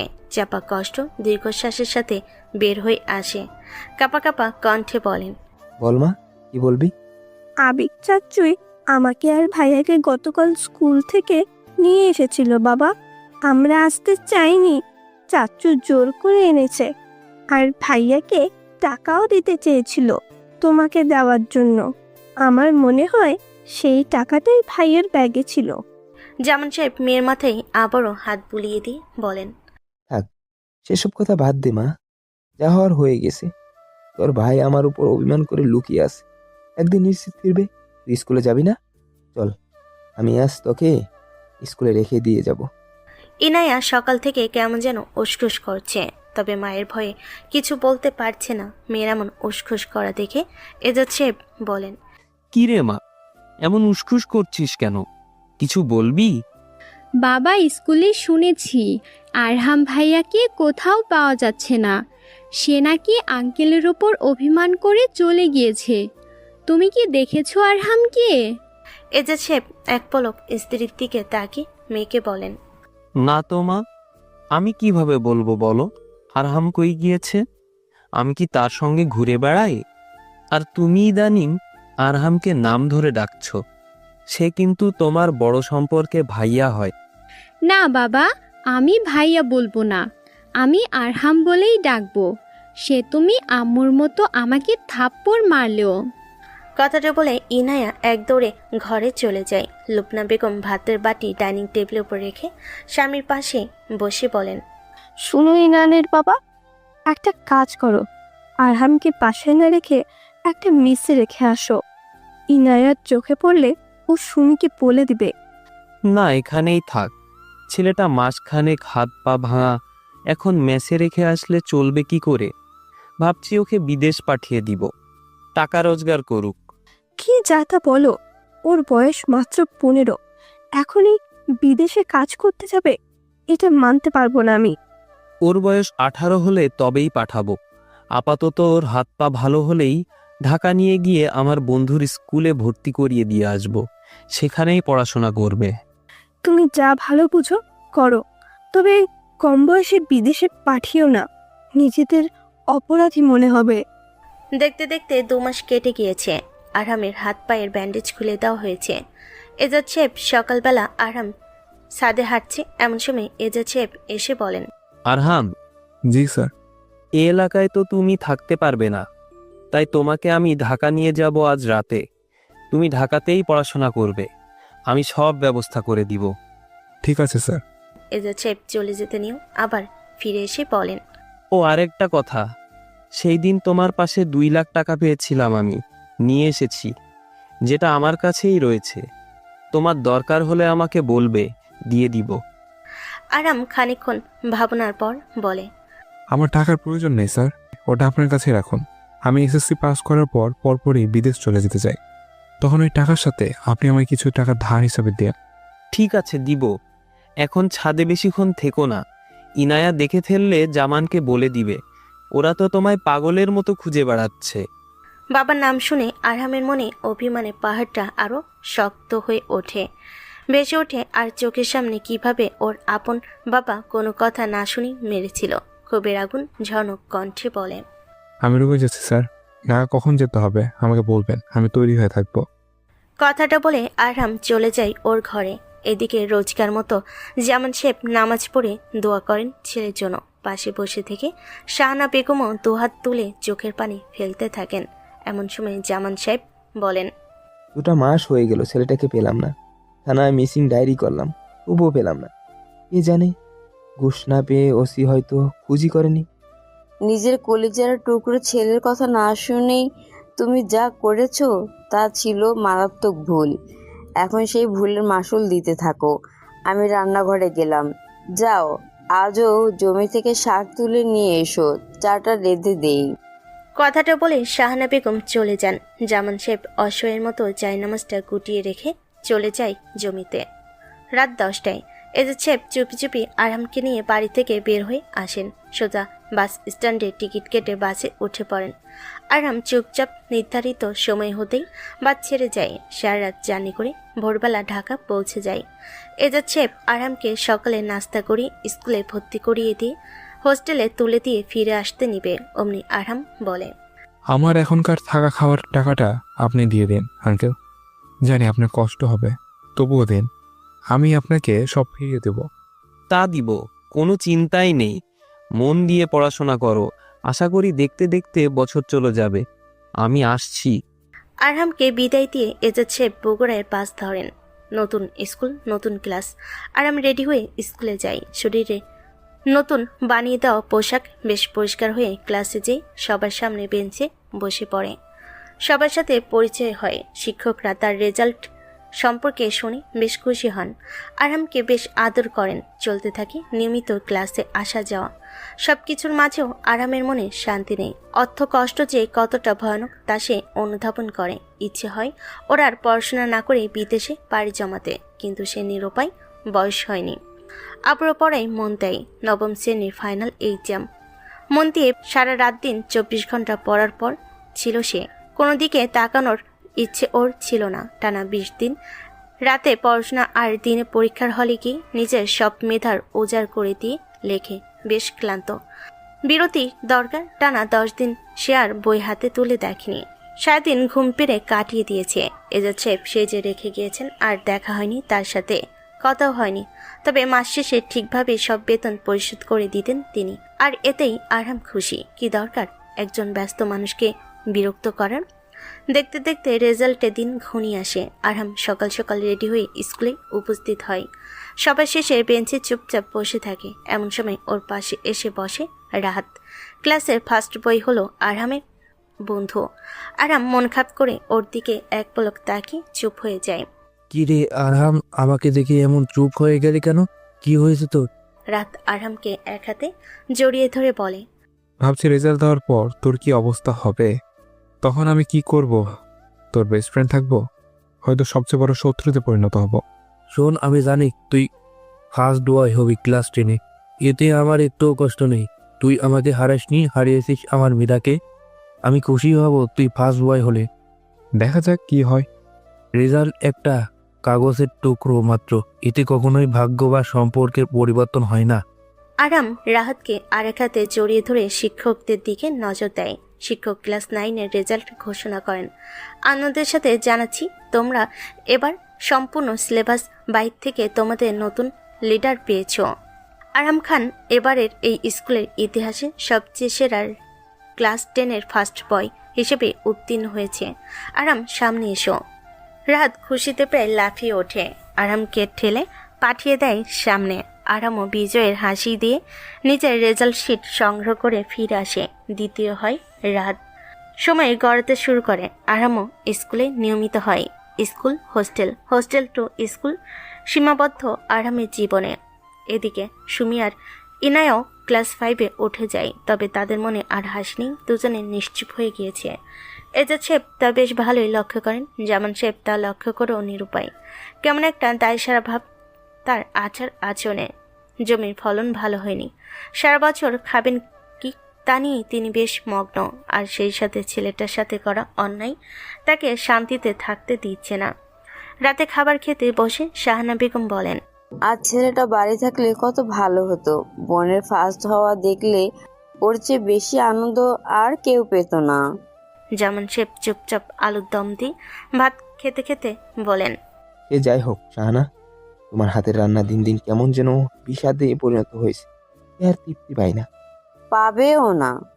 ওই বিঘা জমির উপর বসে বসে খেলে খাওয়া কি আর হজম হয়? দোকান দিতে চাইলে কিন্তু টাকা নেই। ধান পটল বিক্রি করা টাকায় তো ধার শোধ করে দিলে। টাকা না দিয়েও তো উপায় ছিল না, আমার বাড়িটাই নিয়ে নিত। তুমি রাগ করো না শাহানা, সামনে বছর দোকান দিবই। মেয়েটা কত ভালো রেজাল্ট করলো, তাকে তো একটা মিষ্টি খাওয়াতে পারতে। সেটাও খাওয়ানোর পয়সা নেই। আমি জানি টাকা আছে, তবে তুমি গোপনে মদ খাও। সেটা খেতেই বউ বাচ্চাদের রোজ রোজ আলুর দম আর শাক ভাত খাওয়াও। জামান সাহেব ধরা পড়ে যাওয়া চোরের মতো আমতা আমতা করে কিছু বলতে গেলেও শাহানা বেগম তাকে থামিয়ে দিয়ে বলেন, জমি ধানের মাঝে তুমি যে মদের বোতল লুকিয়ে রেখে আসো, আবার জমিতে গিয়ে তা খাও, তা আমি টের পেয়েছি ছেলে মারার দিনই। তুমি হুঁশে ছিলে না। এমনকি সেই দিন রাতেও ছেলেকে খুঁজতে গিয়ে বিনা কারণে সেন্সলেস হয়ে গিয়েছিলে। সেই দিনও তুমি বাড়ির পেছনে জঙ্গলের মধ্যে লুকিয়ে রাখা মদ খেয়েছিলে। জামান সাহেব নিশ্চুপ। তিনি কি বলবেন ভেবে পাচ্ছেন না, কেননা তার স্ত্রী সত্যি বলেছে। বাজার করার টাকা তার কাছে আছে, কিন্তু করে না, করতে ইচ্ছে করে না। ভয়ে যদি মদ কিনতে টাকা কম পড়ে যায়। দিনের পর দিন তিনি ছেলে মেয়ের সামনে ধার্মিক সেজে থাকলেও গোপনে তিনি মদ খান নিয়মিত। পূর্ণ অভ্যাস কি আর সহজেই পিছু ছাড়ে? শাহানা বেগম হঠাৎ মেয়ের দিকে তাকান। বড্ড মায়া হয় তার। বড় ভাইকে হারিয়ে মেয়েটা কেমন নিশ্চুপ হয়ে গিয়েছে, তেমন হাসে না, বাবার সাথে কথাও বলে না। মেয়ের মাথায় হাত বুলিয়ে দিয়ে বলেন, মা সুমি, এমন চুপচাপ খাচ্ছিস কেন মা? আগে তো হইচই করে খেতে বসতি। একটু হাস না মা। আমার ভাইয়া কবে আসবে মা? আমি ভাইয়ের হাতে খাবার খাবো। শাহানা বেগম ছলছল চোখে মেয়ের দিকে তাকালো, পরক্ষণে অগ্নিদৃষ্টিতে স্বামীর দিকে তাকিয়ে চাপা খুব জনকণ্ঠে বলেন, মদ তুমি খাবে তোমার বিষয়, লিভার নষ্ট করবে তোমার বিষয়, তবে কান খুলে শুনে রাখো জামান, আগামীকাল তুমি কিডনি বিক্রি করে হলেও মাংস কিনে আনবে। এটা আমার হুকুম, নয়তো তোমার সংসারের লাথি মেরে আমি চলে যাব। জামান সাহেব ভাত খাওয়ার আগেও গোপনে মদ খেয়ে এসেছেন, তবে খুব অল্প পরিমাণ, তাই স্ত্রীর কথার ধরন বুঝে কোনো রকমে মাথা দুলিয়ে চলে যান। ডাইনিং টেবিলে ইনায়ার সামনে থরে থরে সাজিয়ে রাখা হরেক রকমের মিষ্টি। এজাজ সাহেব বারবার মেয়ের মুখে মিষ্টি তুলে দিতে গেলেও ইনায়া খাচ্ছে না। এতে এজাজ সাহেব বেশ ক্ষুব্ধ কণ্ঠে বলেন, কি হলো মা ইনায়া, তোমার বাবা মিষ্টি খাইয়ে দিতে চাচ্ছে, তুমি খাচ্ছ না কেন? তোমাকে বলেছিলাম না বাবা, আসার সময় আমার বান্ধবীকে নিয়ে আসবে, আমি আর ও একসাথে মিষ্টি খাবো, তুমি ওকে নিয়ে আসোনি কেন? এজাজ সাহেব নিজের রাগকে কন্ট্রোল করতে পারলেন না, ঠাস করে মেয়ের গালে থাপ্পড় মেরে বলেন, বারবার ওই সুমি আর আরহাম, বলি তোদের দুই ভাই বোনের অত্যাচার আর সহ্য হচ্ছে না আমার। আরে বলদের বাচ্চারা, সুমি তোকে টপকিয়ে ফার্স্ট হয়েছে, তোর প্রতিদ্বন্দ্বী সে, আর আরহামের জন্য তোর ভাই ফার্স্ট হতে পারেনি কোনো ক্লাসেই, অথচ তোরা দুই ভাই বোন ওদের জন্য করেই পাগল। লুবনা, মেয়েদেরকে বোঝাও, আমি কিন্তু খুব ক্লান্ত এসবে। বাবার হাতে থাপ্পড় খেয়ে ইনায়া ততক্ষণে কাঁদতে কাঁদতে চলে গিয়েছে ওর ঘরে। লুবনা এগিয়ে গিয়ে স্বামীর পাশে বসে বলেন, বাচ্চা মানুষ এজাজ, রাগ করছো কেন? তুমিও তো আগের জামানে ভাইয়ের জন্য পাগল ছিলে, সব কিছুতেই আগে বন্ধুকে খুঁজতে, আজ তার ছেলে মেয়ের ওপর হিংসা করছো? চুপ করো লুবনা, আমি কখনোই ওই জামানকে বন্ধু ভাবিনি, ওটা ছিল প্রয়োজনের বন্ধুত্ব, ওর পাওয়ার আমি ব্যবহার করেছি, তাছাড়াও আমার প্রতিদ্বন্দ্বী ছিল না। চেইন স্মোকার আর মদ খাওয়া লোক আমার বন্ধু হবে? হা হা হা, ইম্পসিবল লুবনা। লুবনা বেগম অবাক হয়ে বলেন, মানে তুমি জামান ভাইকে কখনোই বন্ধু মনে করোনি? না, কখনোই না। এই এজাজ সবার আগে নিজের স্বার্থ দেখে, তারপর অন্য সব। আমি কালকেই ইয়ানাকে অন্য স্কুলে ভর্তি করাবো। আমি চাই আমার মেয়ে ফার্স্ট গার্ল হয়ে থাকুক। কথাটা বলে এজাজ সাহেব চলে যান ঘরে। আর লুবনা বেগম দীর্ঘ 17 বছর সংসার করার পরে স্বামীর আসল রূপ থেকে স্তব্ধ হয়ে বসে থাকে চেয়ারে। তার বিশ্বাসই হচ্ছে না তার স্বামীর মন এতটা কুৎসিত। পরদিন সকাল সকাল এজাজ সাহেব মেয়েকে অন্য স্কুলে ভর্তি করাতে নিয়ে যেতে বের হবে। তার আগে লুবনা বেগম ব্যাগপত্র গুছিয়ে মেয়েকে নিয়ে বাড়ি থেকে বের হয়ে যেতে নেবেন, অমনি এজাজ সাহেব বিস্ময়কর চাহনিতে তাকিয়ে তাদের সামনে দাঁড়ায়। তিনি বেশ চমকে গিয়েছেন লুবনা বেগমের কাজে। এ কি লুবনা, তুমি ব্যাগ গুছিয়ে কোথায় যাচ্ছ? বাবার বাড়ি? তোমার মতো কুৎসিত আর স্বার্থ উন্নাসী মনের লোকের সাথে আর সংসার নেই। ছি, আমি ভাবতেই পারছি না তোমার মন মানসিকতা এত নিম্নমানের। কথাটা বলে লুবনা বেগম বাড়ি থেকে বের হয়ে যেতে নিবেন, অমনি এজাজ সাহেব তার দুহাত চেপে ধরে পায়েও ধরবেন এমন অবস্থা, কেননা তিনি লুবনা বেগমকে ভীষণ ভালোবাসেন। লুবনা, এই লুবনা, প্লিজ যেও না, তুমি যা বলবে আমি সত্যিই তাই করব, প্লিজ যেও না।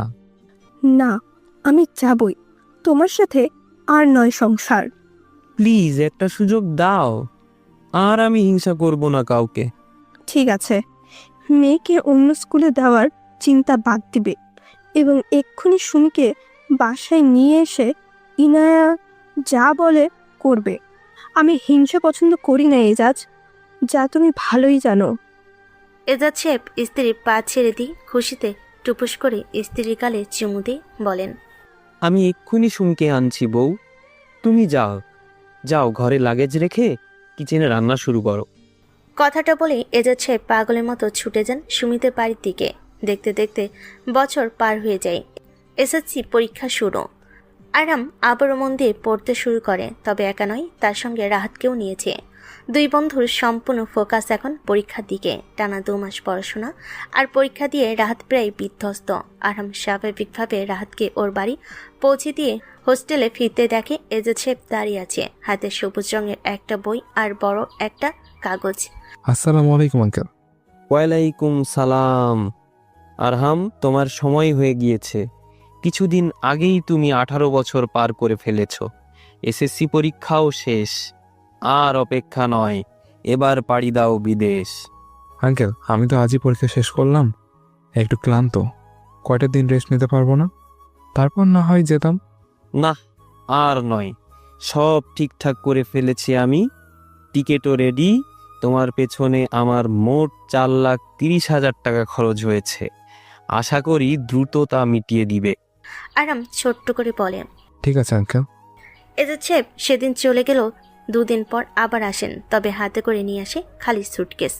আরামও কোনো কথা না বলে সুটকেসে নিজের কাপড় তুলে নেয়, বের হয় হোস্টেল থেকে সোজা এয়ারপোর্ট। এজাজ সাহেব আরামের হাতে পাসপোর্ট টিকিট আর একটা স্মার্টফোন বুঝিয়ে দিয়ে বলেন, স্মার্টফোন বাদ, পাওনা হলো 4,46,000। এসো এখন। আরাম মুচকি হেসে ভেতরে চলে যায়। এজাজ সাহেব ঘাট থেকে একটা বোঝা নামাতে পেরে স্বস্তির নিঃশ্বাস ফেলে বাড়ির দিকে পা বাড়ান। দুবাই এয়ারপোর্টে পৌঁছে যায় আরহাম। তাকে রিসিভ করে একটা ছেলে, বাংলাদেশি, নাম সালাম। লোকটা ভীষণ অমায়িক, খুব ভালোভাবেই এয়ারপোর্ট থেকে নিয়ে আসে একটা ঘরে। সেই পর্যন্ত সব ঠিকঠাক থাকলেও ঘরে ঢুকে দেখতে পাই 3 জনের রুমের মধ্যে গাদাগাদি করে রয়েছে 11 জন মানুষ, সেসহ 12 জন। এমন সময় সালাম সাহেব তার কাঁধে হাত রেখে বলেন, অবাক হয় না ছোট ভাই, আমরাও এখানে থাকি, অভ্যাস হয়ে গিয়েছে। আরাম চারিদিকে তাকিয়ে দেখতে থাকে। রুমে গাদাগাদি করে সবাই থাকলো, কোনো দুর্গন্ধ নেই, বেশ গোছালো আর পরিষ্কার। এমন সময় সালাম সাহেব বলেন, আর আমি ছোট ভাই, নিজের বিছানায় গিয়ে ব্যাগের পিয়ে রেখে হাত মুখ ধুয়ে এসো। আগামীকাল থেকেই কাজে নিয়ে যাবো তোমায়। দুবাই নির্মাণ শ্রমিকরা এভাবেই থাকে, বেতন 900 দিরহাম। তোমার আশা করি চলে যাবে। সবগুলো বেড 2 তলা করে। আরাম 2য় তলায় বেড পায়। বেডগুলো নিচে রেখে হাত মুখ ধুয়ে খেতে বসে। ও আজ নতুন এসেছে বলে উটের মাংসের বিরিয়ানি রান্না করা হয়েছে। সালাম সাহেব সহ সবাই আরামকে ছোট ভাইয়ের মতো খাইয়ে দেয়। আরামও খুশি মনে খেয়ে ঘুমিয়ে পড়ে। পরের দিন সকাল হতেই কাজে বের হয়। 12 তলায় রড বাঁধতে গিয়ে বুঝে বিদেশ কি জিনিস। প্রখর রোদে লোহার রডগুলো আগুনে গোলার মতো গরম, সেই সাথে রোদের তাপে পিঠ পুড়ে যাওয়ার অবস্থা। নিঃশ্বাসের চেয়েও বাতাস গরম। চোখ মুখ শুকিয়ে আসে আরামে, যা দেখে সালাম সাহেব দ্রুত স্যালাইন খাওয়ায়, তবে খেতে পারে। আরাম পানি তো নয়, যেন ফুটন্ত আগুনের লাভা। একদিন কাজ করে আরাম কাহিল, তবুও থেমে গেলে চলবে না। দেখতে দেখতে 3 মাস কেটে যায়। 1800 দিরহাম রোজগার করেছে ও। তবে এই 3 মাসে এজাজ সাহেব 1800 বারেরও বেশি ফোন করেছে টাকার জন্য। এক প্রকার অতিষ্ঠ হয়ে আরাম 1500 দিরহাম তাকে পাঠিয়ে দেয়। বাকিটা নিজের মা বোনকে দিবে বলে রেখে দেয়। রাতে কাজ শেষ করে রুমে ফিরে মোবাইল ঘেটে বের করে আনে ওর মায়ের ফোন নাম্বার। কাপা কাপা হাতে কল করে কানে ফোনটা তুলে যতই রিং হচ্ছে ততই ঘামছে আরহাম। মেয়েকে পড়াতে বসা শাহানা বেগম অবাকি হন জর্জিনো বাটন ফোনটা রিং হতে দেখে। গত 2 বছর তার কোনো ভাই বোন কল করেনি, আজ হঠাৎ কে কল করলো। এসব ভাবতে ভাবতেই কলটা রিসিভ করে বলেন, হ্যালো, কে বলছেন? মা, আমি আরহাম বলছি। বহুদিন পর ছেলের কণ্ঠে মা ডাক শুনে স্তব্ধ হয়ে যায়। শাহানা বেগম ফুপিয়ে ওঠেন। তিনি কাপা কাপা কণ্ঠে বলেন, বাবা, কেমন আছিস তুই? এতগুলো দিন পর মনে পড়লো আমার কথা। ভালো আছি মা, তোমরা কেমন আছো? ভালো নেই রে বাবা। তুই চলে যাওয়ার পর থেকে তোর বাবা হাসতে ভুলে গেছে, কষ্টে মদ খেতে আরম্ভ করেছে। তোর বোনটাও নিশ্চুপ হয়ে গিয়েছে। ফোন দিবে একটু সুমিকে, পাগলিটার সাথে একটু কথা বলতাম।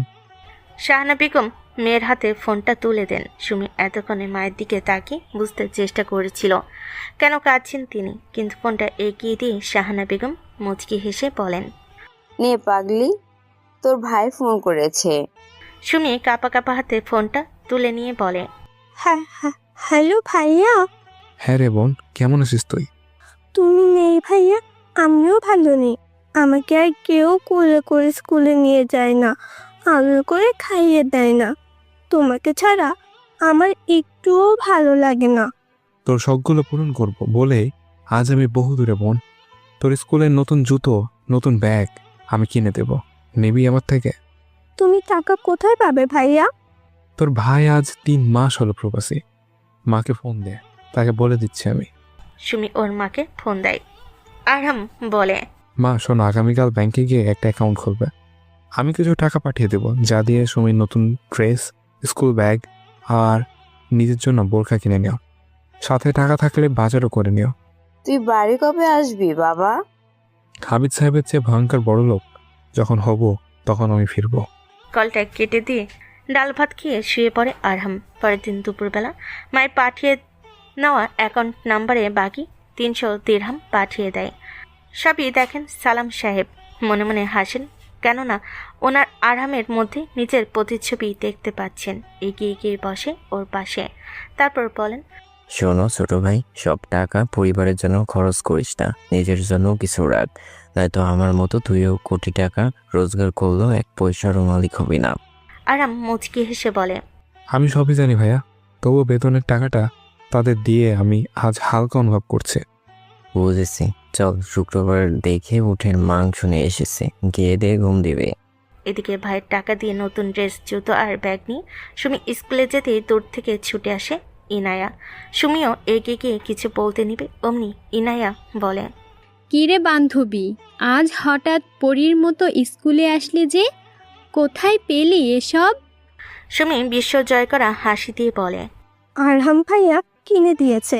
আরহাম নামটা শুনে ইনায়ার মুখ গোমরা হয়ে যায়, যা দেখে সুমি ওর গাল টেনে দিয়ে বলে, ওলে বাবা, আমার বান্ধবী তার হবু হাজবেন্ডের নাম শুনে এমন রাগ করলো কেন? হিংসে করলো বুঝি? ওর নাম মুখে আনবি না তুই। কুত্তাটাকে কত দিন হলো দেখি না, সামনে পেলে ওর অভিমান ছুটিয়ে দেব।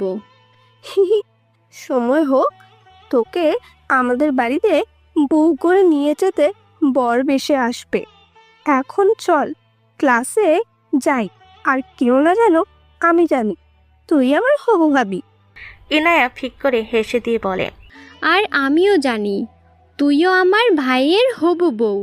দেখতে দেখতে মাস ঘুরিয়ে 5টা বছর কেটে যায়। এজাজ সাহেবের পাওয়া টাকা শোধ করতে মা বোনকে মাঝে মাঝে টাকা পাঠিয়ে নিজের বলার মতো 10,000 দিরহাম ছাড়া কিছুই নেই আরহামের। রোজগার মতো কাজে যায় আরহাম। দিনটা ওদের দলের জন্য ছিল সবচেয়ে কঠিন আর ভয়াবহ। কাজ শুরু করার আগেই পাশে বিল্ডিংয়ের গ্যাস সিলিন্ডারে ভয়াবহ বিস্ফোরণ হয়, যাতে বিল্ডিং ভয়াবহ কম্পনে ভেঙে একদিকে হেলে যায়। আটকা পড়ে আরহামের দলের কিছু লোক, তাদের মধ্যে ছিল সালাম সাহেবও, যা জানার পরপরই আরহাম পাগলের মতো ছুটে যায় বিল্ডিংয়ের ভেতর। তন্ন তন্ন করে খুঁজতে খুঁজতে পেয়ে যায় দেওয়ালের নিচে চাপা পড়া সালাম সাহেবকে আরও 7 জন লোক। ক্ষিপ্ততার সাথে হাম্বা দিয়ে দেওয়াল ভেঙে টেনে বের করে তাদের নিয়ে বিল্ডিং থেকে বের হওয়ার মিনিট 5 পরেই বিকট শব্দে পরপর 10 সিলিন্ডার বিস্ফোরণ ঘটিয়ে পুরো বিল্ডিং ধুলোয় পরিণত হয়ে যায়। বেঁচে যায় আরহামের ওসিলায় 8 জন মানুষ, যার মধ্যে একজন ছিল দুবাইয়ের ধনী শেখেরই ইঞ্জিনিয়ার সন্তান, যিনি নিজের সন্তানকে ওসিলা হয়ে বাঁচার জন্য 1 লাখ দিরহাম উপহার দেন। ইঞ্জিনিয়ার সাহেবও আরহামকে বলে দেন যে কোনো সাহায্যেতে তিনি পাশে থাকবেন। একসাথে এত দিরহাম পেয়ে আরহাম খুশি, তবে সেই খুশির মাঝেও সালাম সাহেব মাথায় আর পায়ে ব্যান্ডেজ নিয়ে মুখ গম্ভীর করে এগিয়ে এসে ওর পাশে বসে। খানিকক্ষণ নীরব থেকে বাহাতের পকেট থেকে একটা মোটা খাম বের করে ওর হাতে দিয়ে বলে, আরহাম, তোকে আমি ছোট ভাইয়ের মতো ভালোবাসা দেখালো আমি তোর সাথে গত 5 বছরই বেইমানি করে এসেছি। কথাটা বলেই হু হু করে কেঁদে ফেলেন। আরহাম তাকে সান্ত্বনা দিয়ে বলে, কি বলছো তুমি ভাইয়া এসব? আর এটা কিসের খাম? এটা তোর কষ্টের খাম ঝরানো টাকা ভাই। তোর বেতন প্রথম বছর 1800 দিরহাম ছিল, আমি তোকে 900 দিয়ে বাকিটা নিজে নিয়ে নিতাম। পরের বছর তোর বেতন ছিল 2500 দিরহাম, তবুও আমি তোকে 900 দিরহামই দিয়ে এসেছি। তবে আমাকে ক্ষমা করে দে ভাই, আমি তোর জাদুর সাথে অনেক অন্যায় করলেও তুই আমার জন্য জীবন বাজি রেখেছিস। আর আমি কিনা তোর টাকা মেরে খেয়েছিলাম। আমাকে আমার ভাবলেই ঘৃণা হচ্ছে, আমাকে মাফ করে দে ভাই। তুমি ভুল বুঝতে পেরেছো ভাই, তাতেই আমি খুশি। পুরনো কথা ভুলে যাও, নতুন করে শুরু করা যাক। কথাটা বলেই আরহাম সেই ইঞ্জিনিয়ারের কাছে যায়, তাকে নিয়ে কনস্ট্রাকশন কোম্পানির খোলার কথা জানাই হাতে। ইঞ্জিনিয়ার সাহেবও তার সর্বোচ্চ চেষ্টা করে কাজ দেওয়ার। দেখতে দেখতে বড় হতে থাকে আরহামের কোম্পানি। বছর পেরিয়ে এক যুগ পেরিয়ে যায়। আরাম এখন দুবাইয়ের নামকরা কনস্ট্রাকশন কোম্পানির মালিক। ব্যাংক কোটি দিরহাম। মা আর বোনকে না জানিয়ে আবিদ সাহেব চেয়েও বড় বাড়ি বানিয়েছে। এখন পালা দেশে ফেরার। বয়স তার কম হলো না, 30 বছর পেরিয়ে গেছে 2 দিন হলো। জীবন সঙ্গীরও তো প্রয়োজন আছে। বহু বছর মা বাবা আর বোনকে দেখেনি আরহাম। এমনকি স্মার্টফোনে ভিডিও কলে দেখার উপায় থাকলেও কল করেনি কখনো, সরাসরি দেখবে বলে। সকাল থেকে শাহানা বেগম তোড়জোড় শুরু করে দিয়েছেন তার ছেলে আসবে বলে। সুমিও ভাইয়ের আসার খবর শুনে ছুটে যায় ইয়ানার বাড়িতে। অসময়ে সুমিকে বাড়িতে আসতে দেখে ইনায়া বেশ অবাকি হয়ে বলে, কি রে বান্ধবী, তুই হঠাৎ আমাদের এখানে? বান্ধবীর খুশির খবর আছে। আর খুশির খবর? তোর ভাই কি দিল তোকে ওসব? আর শুনতে ইচ্ছে করে না। অনার্স শেষ হতে চলল, তবুও তোর ভাই এলো না। আমি কি আইবুড়েই থেকে যাব? না না বান্ধবী, তোর হবু হাজবেন্ড তো দেশে আসছে রে, আজ রাতেই চলে আসবে। যাবে নাকি আমাদের বাড়িতে তোর হবু হাজবেন্ডকে দেখতে? ইনায়া কি বলবে ভেবে পায় না, আমতা আমতা করতে থাকে। শুধু যা দেখে সুমি মুচকি হেসে বলে, থাক, বুঝে গেছি, চল আমার সঙ্গে। কথাটা বলে সুমি ইনায়াকে নিয়ে চলে যায় ওদের বাড়ি। সে আগের মতোই পুরনো 3 রুমের বাড়ি, ভাঙ্গাচোরা রান্নাঘরে শাহানা বেগম তোড়জোড় করছে রান্নার। জামান সাহেব মদ খাওয়া ছেড়ে দিয়েছেন 6 বছর হলো, কেননা মদ খেলে তিনি অসুস্থ হয়ে যান। তীব্র ব্যথা হয় পেটে। বহুদিন পর ছেলে আসবে শুনে ধান বিক্রি করার টাকায় বাজার করে এনেছেন 2 হাত ভরে। সুমিও ইনায়াকে নিয়ে ওর রুমে যায়। ইনায়া ছটফট করছে, সময় যেন কাটছি না। বহু কষ্টে ঘড়ির কাঁটা রাত 9টা ছুঁই ছুঁই। বাহিরে গাড়ির শব্দ শুনে ছুটে বের হয় সুমি। শাহানা বেগম ও বেরিয়ে যান সঙ্গে সঙ্গেই। জামান সাহেব আড়ালে নিজেকে গুটিয়ে রাখেন। নিজেদের বাড়ির সামনে কোটি টাকার মূল্যের ব্র্যান্ড নিউ রেঞ্জ রোভার গাড়ি দাঁড়িয়ে আছে। তার চেয়েও বেশি অবাক হয় গাড়ি থেকে নেমে আসা ওর ভাইকে দেখে। 13 বছর আগে সেই আনস্মার্ট হাবাগোবা ছেলে আর আজকের আরহামের মধ্যে দিনরাতের তফাৎ। বহুদিন পর ছেলেকে এই রূপে দেখে শাহানা বেগম বেশ বিস্মিত। মা বোনকে অবাক হতে দেখে আরহাম মুচকি হেসে তাদের দিকে এগিয়ে গিয়ে বলে, কেমন আছো মা? কিরে বুড়ি, কেমন আছিস? ছেলে চেহারা দেখে অবাক হলো। কণ্ঠটা শোনার সঙ্গে সঙ্গে 2 হাতে ছেলেকে জড়িয়ে ধরে কেঁদে ফেলে শাহানা বেগম। সুমি নিজেও ভাইয়া বলে জড়িয়ে ধরে কেঁদে ফেলে। জামান সাহেব ততক্ষণে বের হয়ে এসেছেন। তার চোখ মুখ লজ্জা। আরাম বহুদিন পর বাবাকে দেখে এক দৌড়ে গিয়ে জড়িয়ে ধরে কেঁদে ফেলে। জামান সাহেবও পরম মমতায় ছেলেকে বুকের মাঝে টেনে নেয়। দূর থেকে ইনায়া পলকহীন চোখে তাকিয়ে আছে তার সুদর্শন পুরুষটার দিকে। ওর ইচ্ছে করে একবার যেন ওর দিকে তাকাই আরহাম। ইনায়ের ভাবনার সঙ্গে সঙ্গে আরহাম ওর বাবাকে ছেড়ে দিয়ে বাড়ির দিকে তাকাতেই চোখটা আটকে যায় দরজার কোণায় দাঁড়িয়ে থাকা ইনায়াকে দেখে। ভাইকে এক দৃষ্টিতে দরজার দিকে তাকিয়ে থাকতে দেখে সুমিও সেদিকে তাকিয়ে মুচকি হাসে, কেননা ওর ভাই পলকহীন চোখে ইনায়াকে দেখছিল। ভাইয়া, চোখের পলকটা একবার ফেলো। এই ইনায়া, বাহিরে আয় বান্ধবী। বোনের মুখে ইনায়া ডাক শুনে আরেক দফা চমকে যায় আরহাম। ও ভাবতেই পায়নি সেই পিচি আজকে ওর সামনে দাঁড়িয়ে থাকা পড়ি।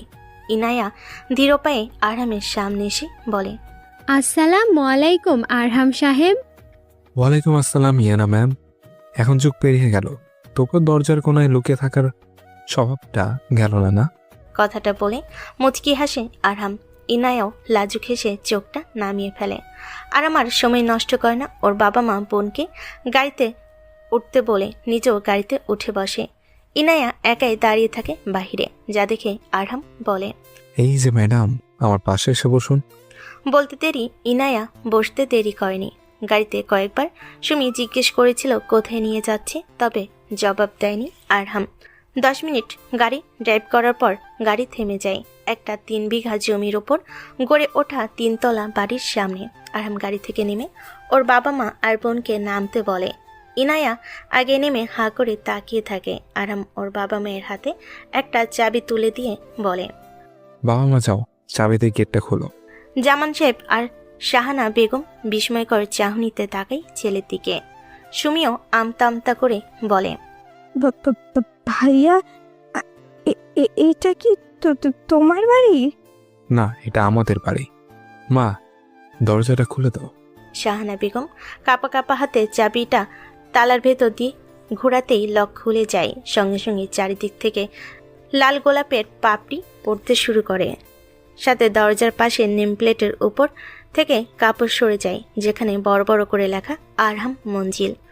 বাবা মা বোন আর ইনায়াকে নিয়ে খেতে বসেছে আরহাম। খাওয়া দাওয়া করে শাহানা বেগম চলে যান রাজুকেও কিচেনে। সুমিও ভাইকে বলে, ভাইয়া, ইনায়াকে একটু ছেড়ে দিয়ে আসবে? আমার সাথে গেলে অবশ্যই রেখে আসবো। ধীর গতিতে গাড়ি ড্রাইভ করছে আরহাম। পাশে বসে আছে ইনায়া, নিচেই নীরব। এমন সময় আরহাম বলে, ইয়ানা, বলুন। আমার বয়স খুব বেশি হয়নি, এখনো অবিবাহিত। প্রেম করার বয়সটা বহু আগেই চলে গিয়েছে। সরাসরি বলি, বিবাহ করবে আমায়? ইনায়া এমন কিছুর জন্য প্রস্তুত ছিল না। হক চুকিয়ে ওঠে, কাপা কাপা কণ্ঠে বলে, মানে? আমি জানি তুমি আমায় ভালোবাসো, সুমি সবই বলেছে আমায়, তাই অভিনয়টা না করেই বলছি, বিবাহ করবে আমায়? আমার সন্তানের আম্মু হবে, আমার বাবা মায়ের বৌমা হবে, আর আমার বোনের একমাত্র ভাবি হবে। ইনায়ার চোখ ছলছল করে ওঠে। হুট করে আরহামকে জড়িয়ে ধরে কাঁদতে কাঁদতে বলে, কুত্তা, তোর বউ হব বলেই তো সেই ছোট্ট থেকে অপেক্ষা করছি, আর তুই বলছিস আমি হব কি না? হ্যাঁ হব, আমি তোর বউ। চল, এক্ষুনি বিবাহ করবি আমায়। আরহাম এক হাতে ইনায়াকে জড়িয়ে ধরে বলে, আর কিছুদিন ধৈর্য ধরো পাগলি, আমি আমার বোনটাকে আগে আমি বাড়ি পাঠাই। মুখোমুখি বসে আছে আরহাম আর ইনায়ার পরিবার।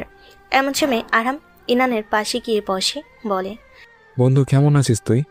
ইনান আরহামকে জড়িয়ে ধরে বলে, নিজের ভাইয়ের মতো বন্ধুকে বহুদিন পর দেখে কি খারাপ থাকতে পারি বলো? তা কি করছিস এখন? ক্যাডেট স্কুল আমার ক্যারিয়ার গড়ে দিয়েছে বন্ধু। আর্মি মেডিকেল সার্জন হিসেবে কর্মরত আছি এখন। বেশ ভালো, তাহলে আমার বোনের দায়িত্বটাও নিয়ে নে বন্ধু। বয়স তো আমার মতোই হলো। তাহলে আমার বোনের দায়িত্বটাও তুই নিয়ে নে, একসাথে না হয় দুই বন্ধু বিবাহ করি। আরহাম ইনায়ার দিকে তাকায়। মেয়েটার চোখে মুখে লাজুকতার হাসি। আরহামও হেসে বলে, আমি আর কি বলবো, পাত্রী যখন রাজি হবে ডাকা হোক কাজে। দুই পরিবারই মেয়েকে কেঁদে বিদায় আর হাসি মুখে বৌমাকে বরণ করে নেয়। রাত 12টা বেজে 2 মিনিট। দরজা খোলা শব্দে নড়েচড়ে বসে ইনায়া। আরহাম দরজা লাগিয়ে ধীর পায়ে ইনায়ের সামনে এসে বসে। কাপা কাপা হাতে ঘোমটা তুলতেই চোখ পড়ে ইনায়ার মায়াবী চেহারার ওপর। ইনায়াও তাকায় তার ছোটবেলার ভালোবাসার পুরুষ আরহামের দিকে। দুজনেই নিশ্চুপ, আরহামের কাঁধে মাথা রেখে। চাঁদ দেখতে থাকা ইনায়া হঠাৎ বলে, এই আরহাম, তুমি কিন্তু কিছু ভুলে যাচ্ছ। কি বলে যাচ্ছে বউ? তুমি কিন্তু এখনো আমায় ভালোবাসি বলনি। আরহাম মিষ্টি হেসে ইনায়ার কপালে চুমু দিয়ে বলে, ভালোবাসি তোমাকে প্রিয়তমা। আমিও তোমায় ভালোবাসি প্রিয়, সারা জীবন ভালোবেসে যাব। পরিশেষে করুণ পরিণতি হয়েছে আবিদ সাহেব আর রিনা বেগমের। তাদের জায়গা হয়েছে বৃদ্ধা আশ্রমের। বাড়ি গাড়ি আর কোটি কোটি টাকা আবিদ শেষ করে ফেলেছে মদ, নারী আর জুয়ার পেছনে। শেষে একটাবারে খুন করার অপরাধী তার যাবজ্জীবন কারাদণ্ড হয়েছে। প্রকৃতি আমাদের শিক্ষা দেয়, পাপ বাপকেও ছাড়ে না।